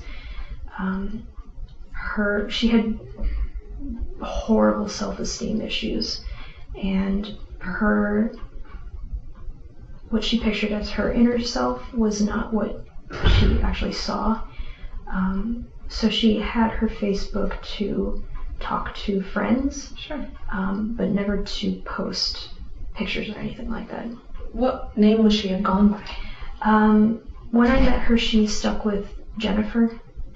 The only people who knew her real name was her family, well, specifically her mother and her sister, myself, and any medical professionals, dentists, Sure. doctors, stuff like that. So what would have been her like Facebook or social media name? Probably Jenna. Jenna? That's typically what she used. Did she use a certain last name? No, she tried to keep it just Jenna. She also never used her last name for anything. So on Steam she was Jenna, on message boards she was Jenna, so that was the common name that most people knew her by. So to get accounts on these different media sites and things, you generally would have to have some sort of email address. Do you recall what her email address? It was also Jenna573. Back in I guess it had been 2015, around August or so, there were searches for firearm, bill of sale. I guess it would have been like around August 10th or so. Do you recall searching that? I don't recall it, but I wouldn't be surprised. I don't know if it was for her pistol that she used or if it was for the rifle that I bought. I want to say it was the rifle, but I'm not 100% sure. What initiated those purchases? Naira was I don't want to say a gun fanatic, but she strongly believed in her right to carry. And she already had a shotgun, an air rifle, and I think it was just those two. She purchased the pistol. I can't remember when. Sometime during the summer. And then she wanted to go shooting at a range, so she was doing research to see what would work best for me, because I wanted, I've never really cared about guns. I still don't, but it was something that we could bond over and she could teach me about. And if we ever played like zombie games or something like that, I would always pick rifles, so she did research for me to find the best one. So that could have been what the searches were. Sure. I don't think I would have done the searches myself because I didn't understand what I needed to look for. So that would have been something that she did and then explained later to me. Do you recall going out with her to purchase a pistol just shortly after this weekend? I think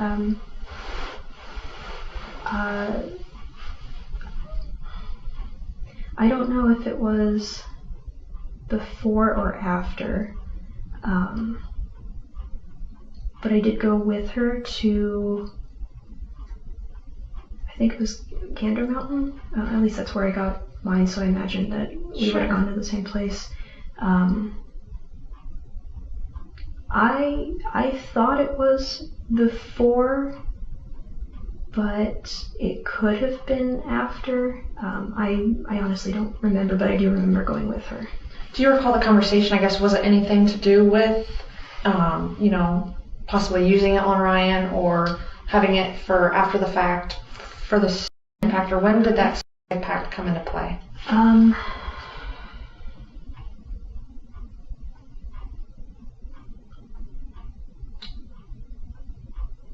I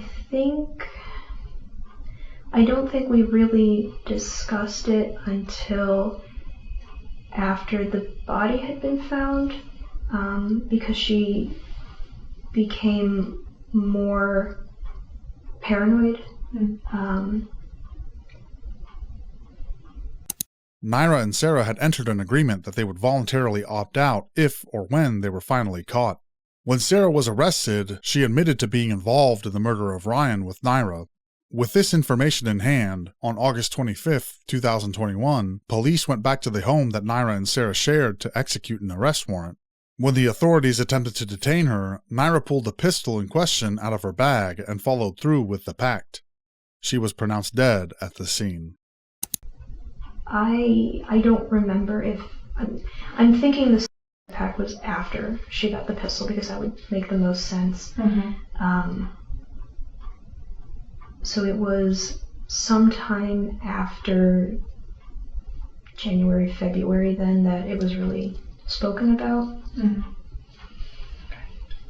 It was not something that I wanted to talk about frequently, because it was very, very scary to think about. So we discussed it and just kind of left it. Right. Okay.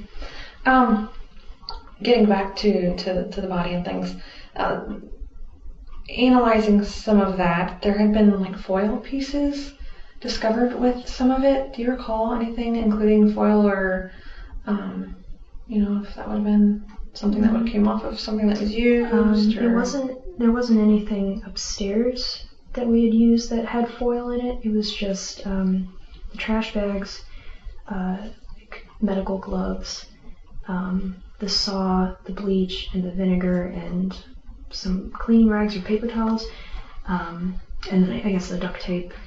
I don't know what the foil would be. That would have been something that she did something with on her own. Okay. The saw itself, was it like a clean saw? Was it rusty? Was it, you know what I'm saying? I don't remember. Okay. I don't remember if it was new or old. And obviously the first time that Megan and I went back here after your arrest, when you got brought over here, I had asked you about your tattoo as we were walking back. Is that in correlation to the suicide pact? I got this after we had discussed it. And also, unfortunately now it's a memento of her. But I did get it during a period where I was most terrified and anxious about it.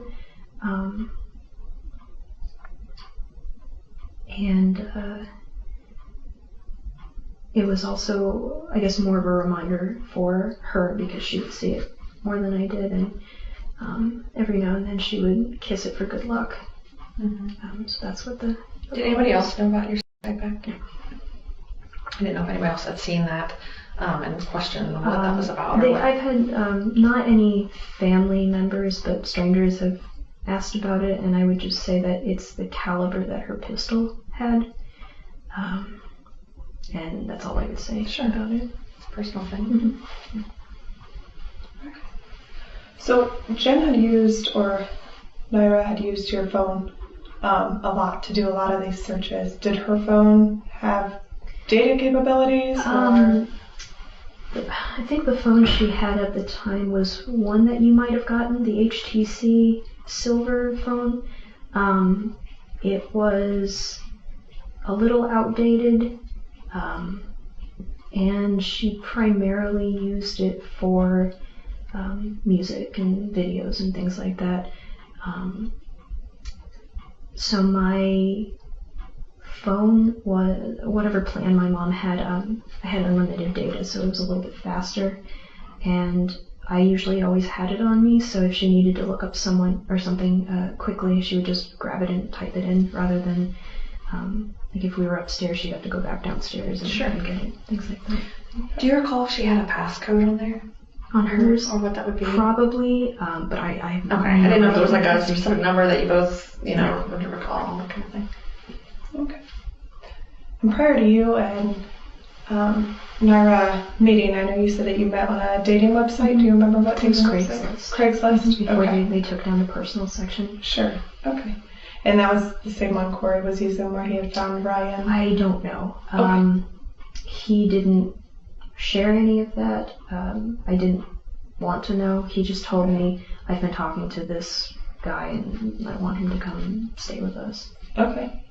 I know that I did talk to Ryan once. I don't know if it was Google Hangouts or IM or something. But yeah, I had talked to him once. That's where I said, oh, you like to sketch, I could help you. And he said, no. Excuse me. Yeah, and talked to him just that one time, never got photos or anything, and then I just stopped talking to him and let Corey do his own thing. Okay. And it sounds like you and Corey were kind of venturing out of the marriage. Unwillingly. Okay. Yeah. Since, well, I mean, in hindsight, I can say a lot of the signs that I should have seen with him. When we were dating, he had cheated on me once. When we got married and then moved into the apartment so I could start my freshman year, he tried to go after my best friend, which caused us to have a falling out. He went after my classmates. So the first couple of years I was trying to support him with whatever he was figuring out, but by year 3 and on, I was just tired of it. I was exploring my sexuality because I thought for a while I was more attracted to women, and he was okay with that, expecting that he might be able to stick himself in the relationship. So definitely by the time I met Naira, we were both kind of branching off. I had more success than he did, but definitely by year 4.5 to 5, we were pursuing our own separate relationships. I had considered divorce for a while, but I wasn't sure if that was something I really wanted to do.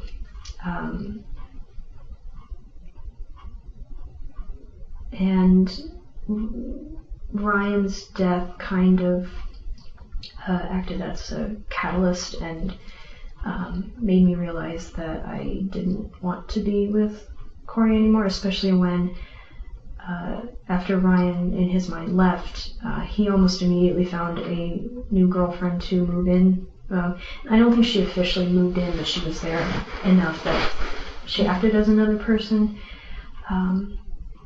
And I was just done with all of these people being in the apartment. Was there anyone else before Corey, or I'm sorry, before Ryan? If there were, they were casual. Okay. I can't think of any. I mean, I can think of all the attempts that he made with all my friends, but nothing was ever successful. Okay. Nothing where he had wanted to move someone else in, had asked you for permission to move someone else in? Right, this was the first time. Okay.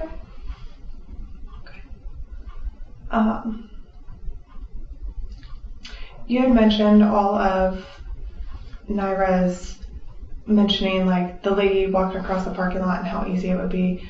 Has it ever crossed your mind that possibly she's done something like this before? Oh, yes.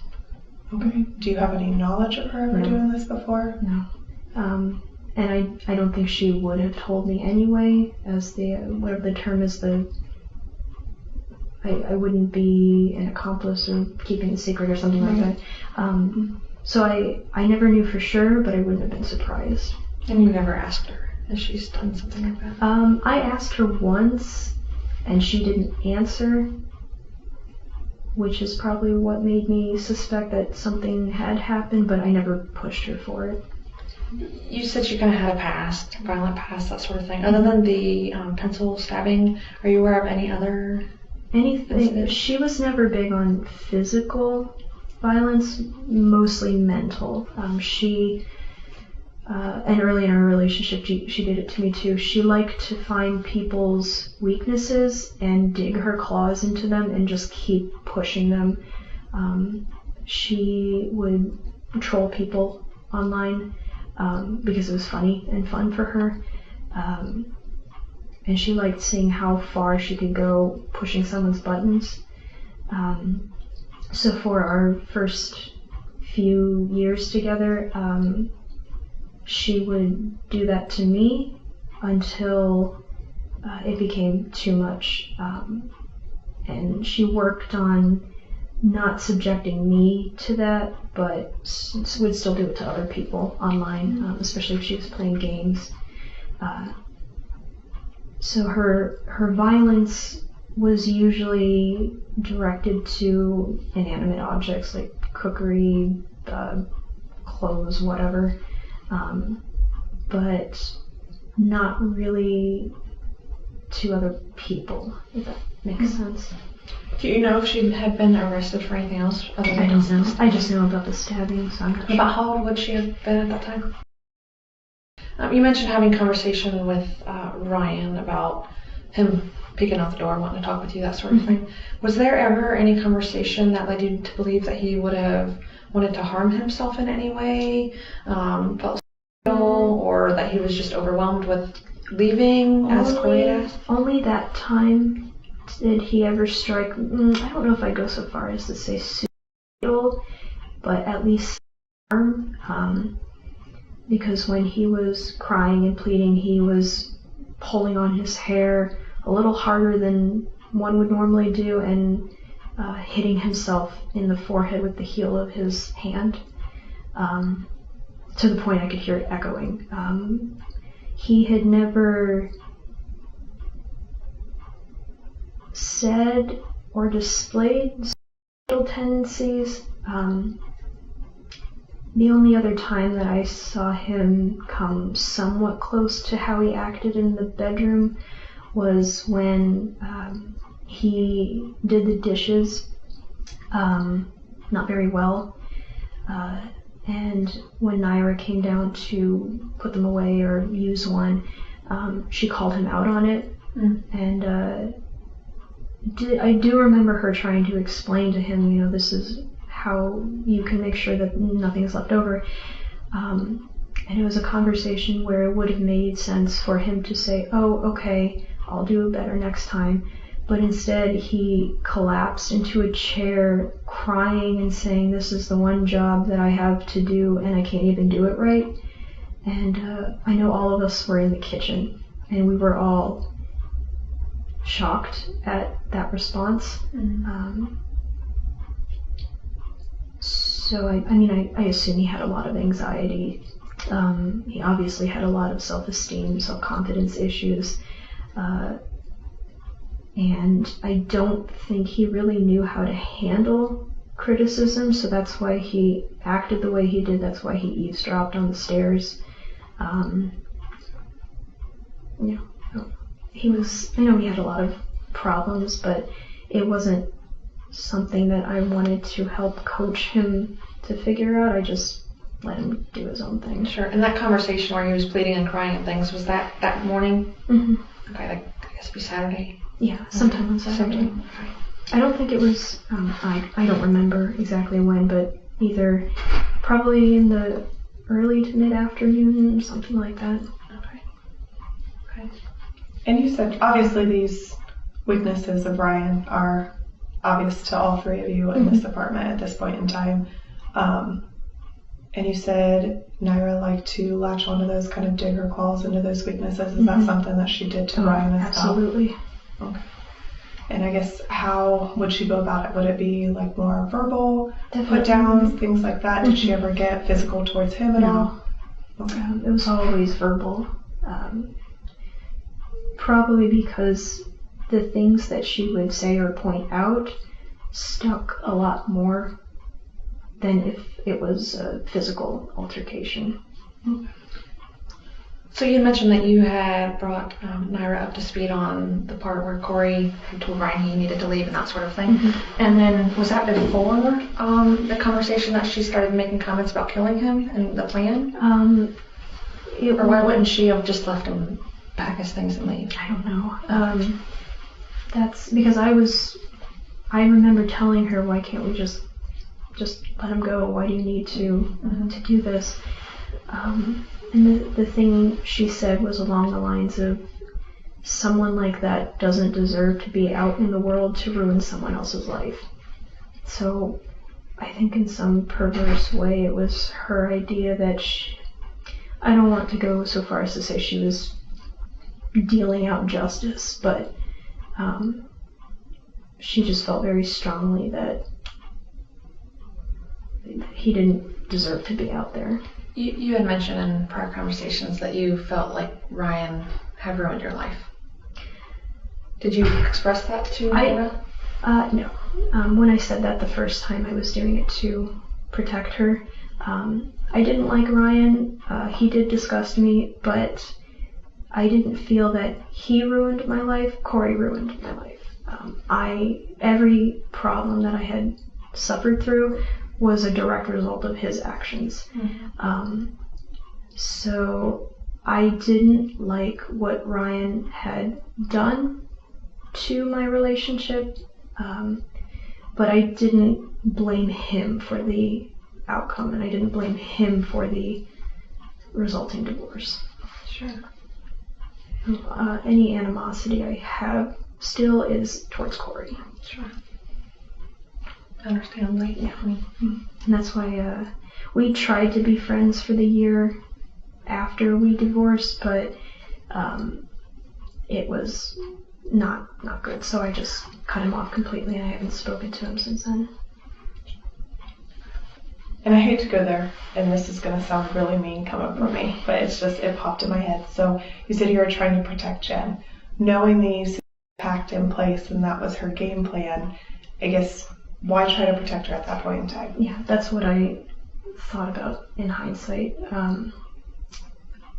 It would have devastated me to have to throw her under the bus and say, well, she was the one who did it. I guess there was a small part of me that thought if I took the fall for her, she would be okay. But thinking back now, I should have known with the look on her face that there was no point trying to protect her. She was going to do it anyway, with me or without me. So you knew that she was going to do that after you left? I didn't know 100%, but I suspected it. I think at one point when I was by myself in the interview room, I thought I heard one of the officers say something about gunshot, and that's when it hit me. And I thought, oh my God, are they talking about her? Did she do it? And that was the biggest question that I had until they moved me to the other room and told me for sure. Is there a reason you wouldn't have said something to the officers there before they brought you away to the... I had just woken up, so I didn't know where my head was, and I got very lightheaded and almost passed out. So I had a sensory overload because on one hand I'm trying to not hyperventilate, I'm trying to breathe. Well, you have what, a speeding ticket on your record up until the cops show up at your house. That's understandable. And both of the officers were asking me different questions. I was trying to tell them who was in the house, and it was noise, and my mom was yelling, and I kind of shut down. So I didn't have enough mental capacity to remember that pact we made. And I think there was a tiny part of me that thought things were going to be okay. So that's why I didn't say anything. With Naira's, she kind of, like we discussed before, likes to sink her. Corey had mentioned that ahead of time to Ryan and through their chats, because we had recovered most of their chats back and forth. And he had mentioned like she was mean, wouldn't like the fact that if Ryan's not taking those steps to transition, because obviously she was taking those steps to become who she wants to be and who she felt she was, so Ryan needs to be at that point as well. Was there any mutilation that Naira had done towards Ryan at all, even post his death? No. I mean, the only mutilation was the cutting off the limbs, but I didn't know anything that Corey and Ryan talked about. But it doesn't surprise me to hear that, because that's what she did to him. She loved pointing out, so Corey was going for a psychology degree, and he felt like he had more knowledge than the average person, but Naira knew much more than he did and loved to belittle him about that.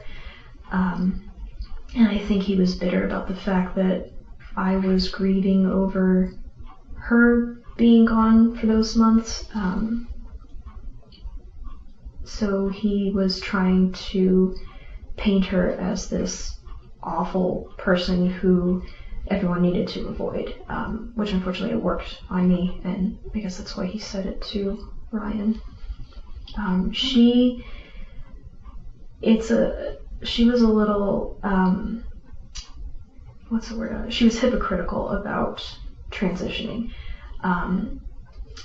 She, with the community that she was part of, the Bimani community, she always said that she was the quote-unquote trendsetter for transitioning, because when she started, a bunch of other people in the community also did that.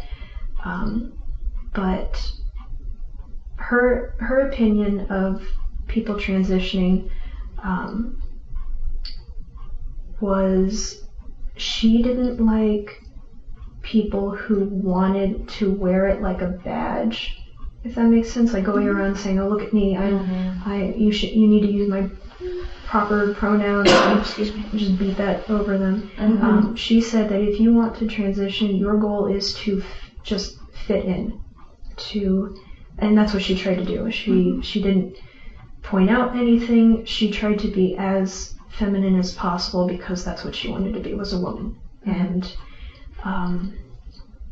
so with people like Ryan, who say that they're transitioning but are not really making the effort, really bothered her. And she felt that way towards a lot of transgendered people. If anyone was trying to be flamboyant, she found that disgusting. So that's why the fact that Ryan wanted to, but still looked and acted male, just really got under her skin. I guess I got one other thing that comes to the top of my head, but during the interview with Naira, she had mentioned that you were more of like the alpha male of the household. Oh, okay. Of the household. Yes. Yeah. I was the only responsible person. I didn't trust Corey to manage it, because not that I don't think he would have been capable, but it was just easier for me to know I'm taking care of the finances, I'm balancing the checkbook and stuff like that. That's just how I grew up, since I was basically an only child, because my siblings are significantly older than me. So from a very young age, I was instilled with responsibility. I was much more mature than a lot of the freshmen at college. So her saying that definitely makes sense. When it was everyone in the apartment, I took care of finances. I asked Ryan to pay rent when he needed to. I checked on the grocery levels, asked if people needed something, blah, blah, blah, like that. And then when Naira and I were married, I took care of everything. she suffered from severe anxiety, depression, and agoraphobia. And she was later diagnosed with I think it's ADHD. I don't think it was ADD. So she couldn't focus on tasks like that. In order to get her to help, I would have to feed her small chores to do. So say, hey, can you put the dishes away today? Or the next day, can you clean this little section of the living room? If I asked her to do anything large, like vacuum the whole house, she would shut down. So she had to rely very heavily on escapism to even function. Video games, movies, shows, things like that. And I would maintain her finances. I scheduled her doctor's appointments. I was the chauffeur if she needed to go somewhere. So it was almost like mother and child relationship in a way. But she tried to carry as much weight as she could manage. Like, she was in charge of food. She took care of all the media for us. So that was what she said. Yes, that was true. I liked being the one in charge of all of the adult things because I knew that I could keep track of them and manage it. So you immediately started shaking your head no when I brought up alpha. So what was that too? Alpha, I'm outside of the responsibilities. I am very timid. I used to be very outgoing, but then something happened. I wouldn't be surprised if it was because of Corey. I cannot handle conflict at all. If someone honks at me while I'm driving, it rattles me for like an hour or so. If somebody gets in my face, I shut down. When it came to sex, I was always the submissive one. And that became difficult because before she had her surgery, even though she was taking testosterone blockers, she was still more of the aggressive one. But after her surgery, she had no sexual desire, and it was very, very difficult for me to initiate anything because that's not how my brain is wired. So when it came to doing adult things, I excelled. But when it came to life in general, I'm very, very timid, very submissive. It was easier to hide than try to confront someone. So if anything like that happened while she was with me, she would take over and stand up for me. Have you ever told anybody else all these details? Because obviously it was between you and Jen or Myra.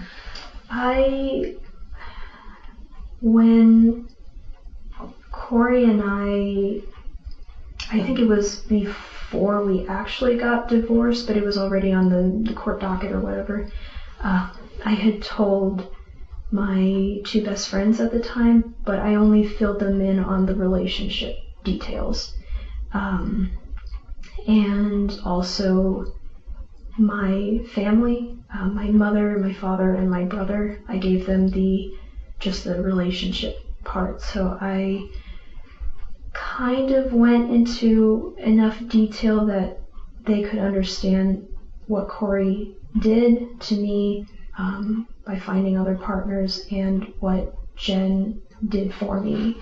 I never mentioned Ryan to them, as far as I know. If I did, I just said it was a partner. So my best friends took it well. One of them I no longer have contact with. The other one I talk to regularly, and she saw the good side of Jen because Jen wanted to make a good impression. And she did get along with my best friend's husband pretty well, so they would talk while she and I would catch up.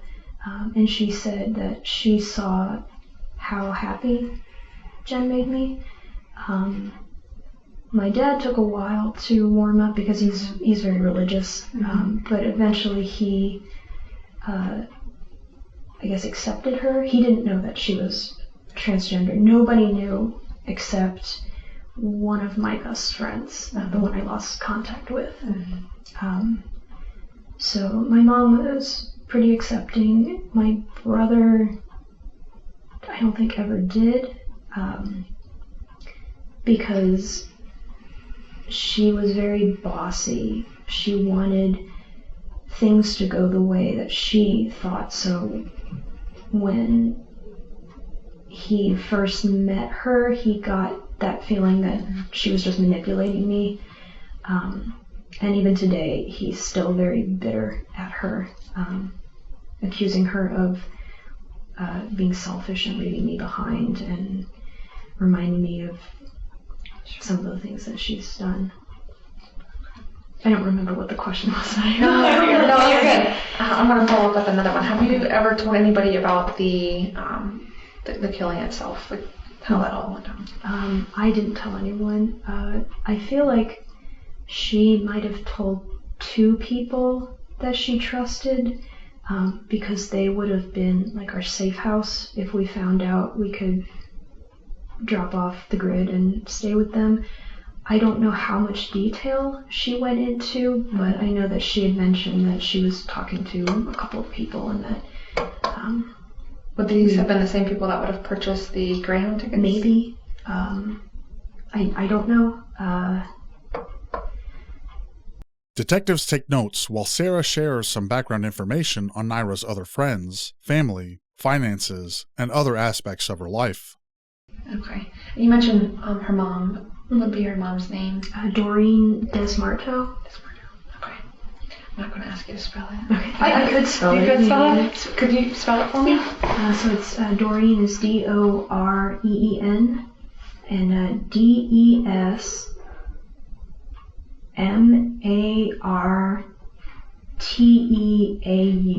I think is that. Yeah. That's quite a few different. Thank you. I don't know how much she knows. Yeah. I know that.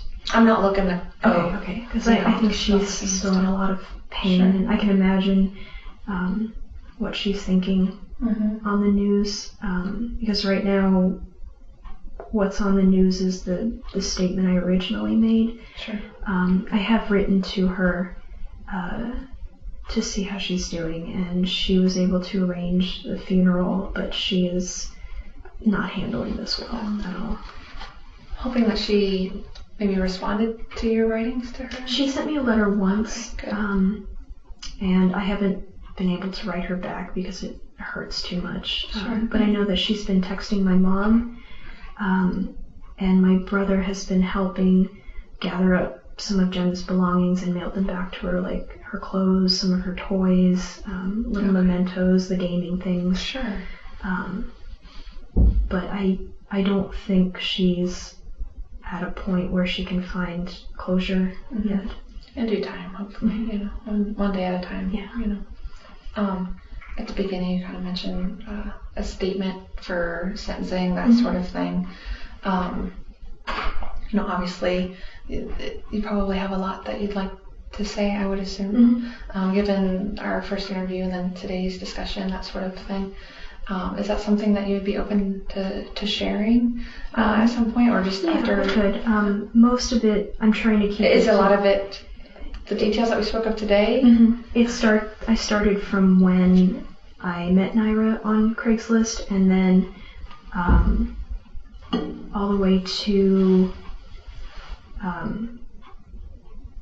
Corey and my divorce, our marriage, a couple of other things, and then her suicide. Yeah. Okay. Other things. We've been asking you a lot of questions. I guess, is there anything that you want to, go into more detail? Anything that you've thought of? We've sat here for quite some time. I don't think so. I'm just hoping that nothing is going to change the plea bargain that I've done. I'm. You mean anything that you've said today? Mm-hmm. Okay, and that's been discussed with you and your attorneys, that sort of thing. They would never put you in a position to do this conversation today. Yeah. He just said to tell you the same thing that I told them, which I did. Yeah. I think I just went into much more detail about Naira. And we appreciate that because it kind of gives us a little better understanding of kind of what brought things to the point that it did. Because I don't know if the prosecution knows how much detail about Naira. So I'm basically just hoping that at the sentencing, essentially the same thing that I told both of you, just condensed a little bit, we'll be able to go on the record so that my side of the story and what actually happened will be out.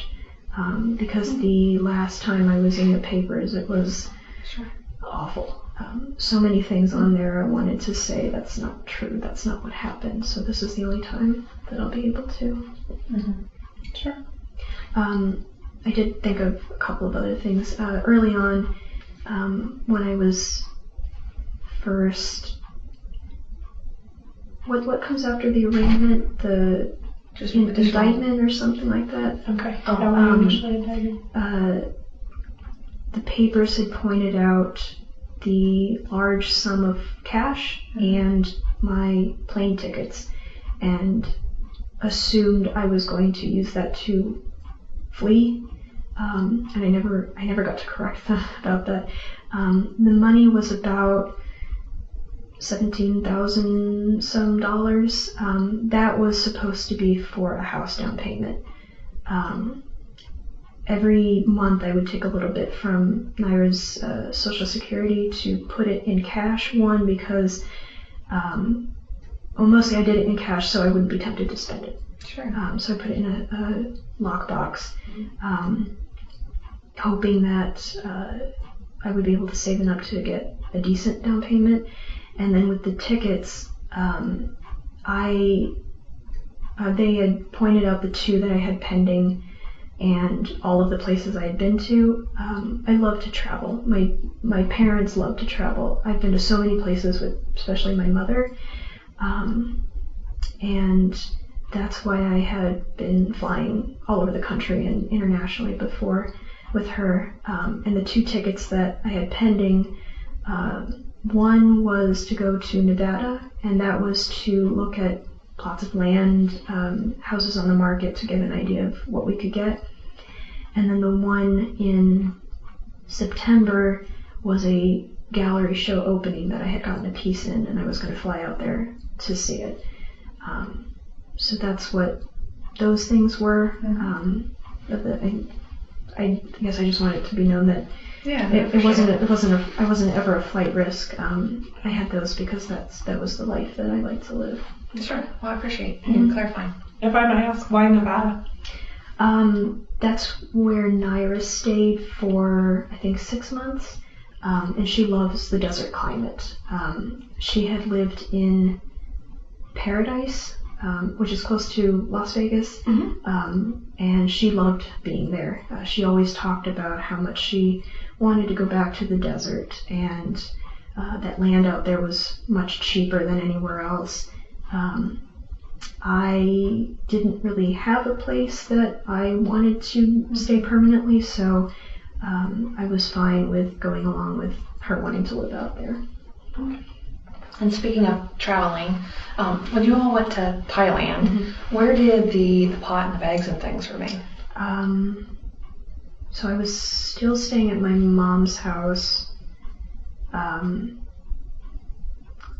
It would have been in the garage, buried under things, similar to when I signed the warrant for the police to take it away, kind of in the same spot.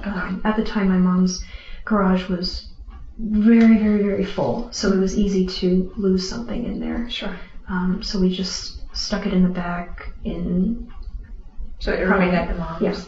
Okay. And we went to Thailand for her surgery. Okay. Sorry, I didn't mean to cut you No, off. you're fine. Was Naira born in Holyoke, I believe so. Massachusetts? Yeah. Okay, that's where you thought. And then one other thing that popped up is why Illinois? You guys were going to drive to I have Illinois no that idea. night. No idea. I can only assume it was far enough away to manage and close enough that we could get back in a time period that was reasonable. She never told me. She just said, drive there, and we'll figure it out from there. Do you recall, I guess, kind of branching off of that a little bit, but to Illinois, and you came up to Mercer County instead. Was that out of? That was out of habit. Yeah. Because there was a lot of things that we had to finish taking care of in Columbus before I could turn in the keys and vacate the apartment. So it wasn't uncommon. I think it was because we didn't want to rent a trailer to carry everything. I would make the drive usually once a week or once every 2 weeks, and we would sift through items that we wanted to throw away or donate, and anything we wanted to keep, we would load up as much as we could in my car and drive back. So after doing that for several months, it just became a habit to follow that path. And since I couldn't have my phone on, I couldn't use a GPS, so I had to take a way that I was familiar with. And I wouldn't have, I don't know if what Naira's plan was once I left familiar territory, if she would let me turn it on or if she would use her own or whatever. Had you been aware that that pull-off was there just from driving by? I had seen it. I didn't really know anything about it. It was just the only wooded area I could think of, and I was so tired that I told her, I was like, I can't keep going. We're gonna have to find somewhere to stop. Did you stop to get gas or drinks or food or? I don't think so. I know I wouldn't have. Maybe I would have stopped for coffee at a gas station, but if we stopped anywhere, it wasn't for long. And I don't recall needing gas. Okay. Sorry, I kind of branched off. When you heard from it just sparks every once in a while. So. Okay. Do you have anything else you want to make sure we cover? I know this is a lot. I know. I think you both now have the most thorough story out of all of it. I did tell a lot of this to Randy and Eric, but not as much detail. I appreciate you sharing. Yeah. I'm just hoping that it doesn't. They would not put you in this position. Okay. No, they would not. Okay. I don't. It's more for our educational purposes. That's what I figured. And then they're aware of today's date and time and our meeting and that sort of thing. And obviously, I'll let them know when we're completed that we got to speak with you. And we've been communicating with them through this whole process. So. Have you been in contact with Ryan's family?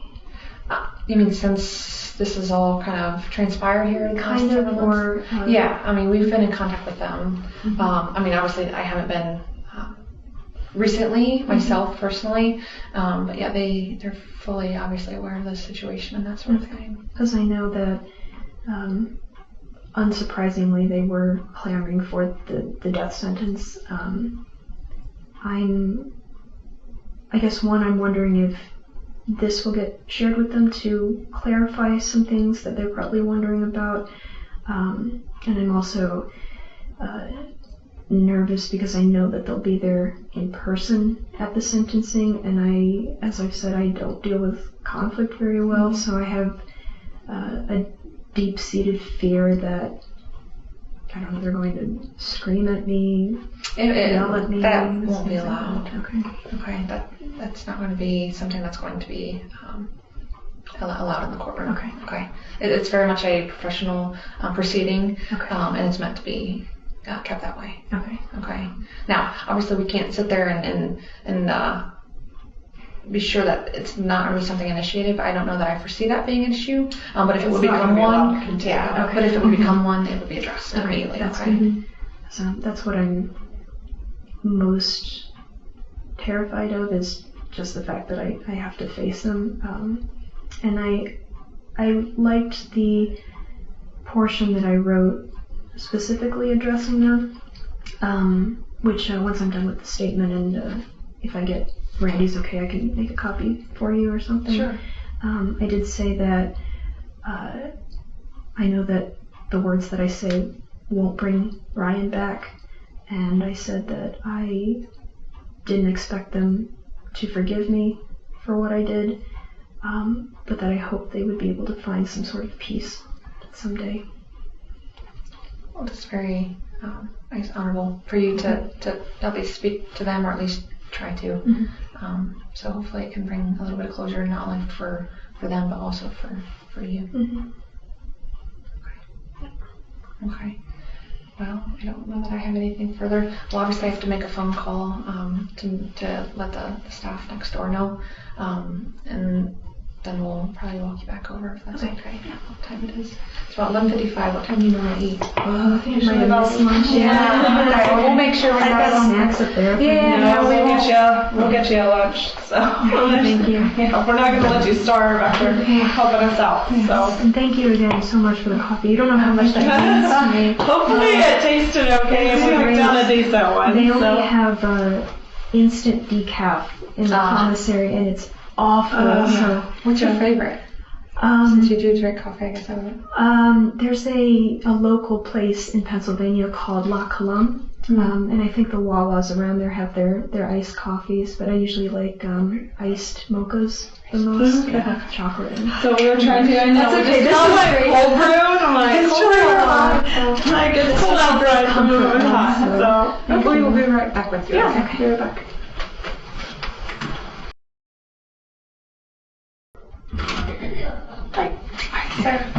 Should I throw this? I can take care of it, you can do it.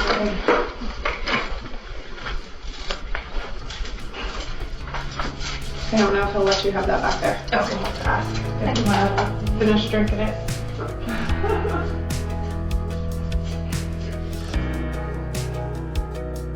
How Sarah was caught after almost 6 years is a story in and of itself. Ryan went missing in 2015, his remains were found in 2016, and in May of 2017, isotope testing on the bones found in Coldwater Creek showed that the victim had once lived within or around Corbin, Kentucky, the exact same place that Ryan was from. In 2020, a match was finally made and the remains were identified as Ryan Zimmerman. Authorities were able to speak with his family and friends, and in conjunction with information gathered from social media accounts, it was discovered that Ryan had moved to Columbus, Ohio for Sarah's husband, Corey Buzzard. Authorities were then able to track down the exact apartment that they all shared, as well as Sarah's 2007 Toyota Corolla, which she had sold years prior, finding traces of blood evidence in both. With all signs pointing to Sarah as the culprit, she was arrested in the early morning of August 25, 2021, at her home in Marion, Indiana, 3 days after her 30th birthday. While she admitted to being an active participant in Ryan's death, she also admitted that she was not alone. That same day, when authorities went to apprehend the other party, Sarah's wife, Naira, the situation escalated quickly. While attempting to detain Naira, she withdrew a handgun from her purse. She would then follow through with the pact, and as a result, Sarah would face the consequences of her actions alone. After this interrogation, Sarah Buzzard was brought back to her jail cell to await sentencing. Originally charged with 18 felonies, as part of the plea deal, Buzzard would plead guilty to 1 count of aggravated murder, with the second aggravated murder charge and 16 other felony counts being dismissed. During sentencing, Sarah would tell the court, "Not a day goes by that I do not wish for a chance to take it all back. I accept responsibility in the role I played in Ryan's death, and I will live every day for the rest of my life attempting to redeem myself through positive actions and deeds." She received life in prison with the possibility of parole in 30 years for the murder of Ryan Zimmerman. She will be eligible for parole on August 17, 2051, 5 days before her 60th birthday. On February 1, 2022, Sarah Buzzard was transferred from the Mercer County Jail to the Ohio Reformatory for Women, where she will remain for the rest of her sentence.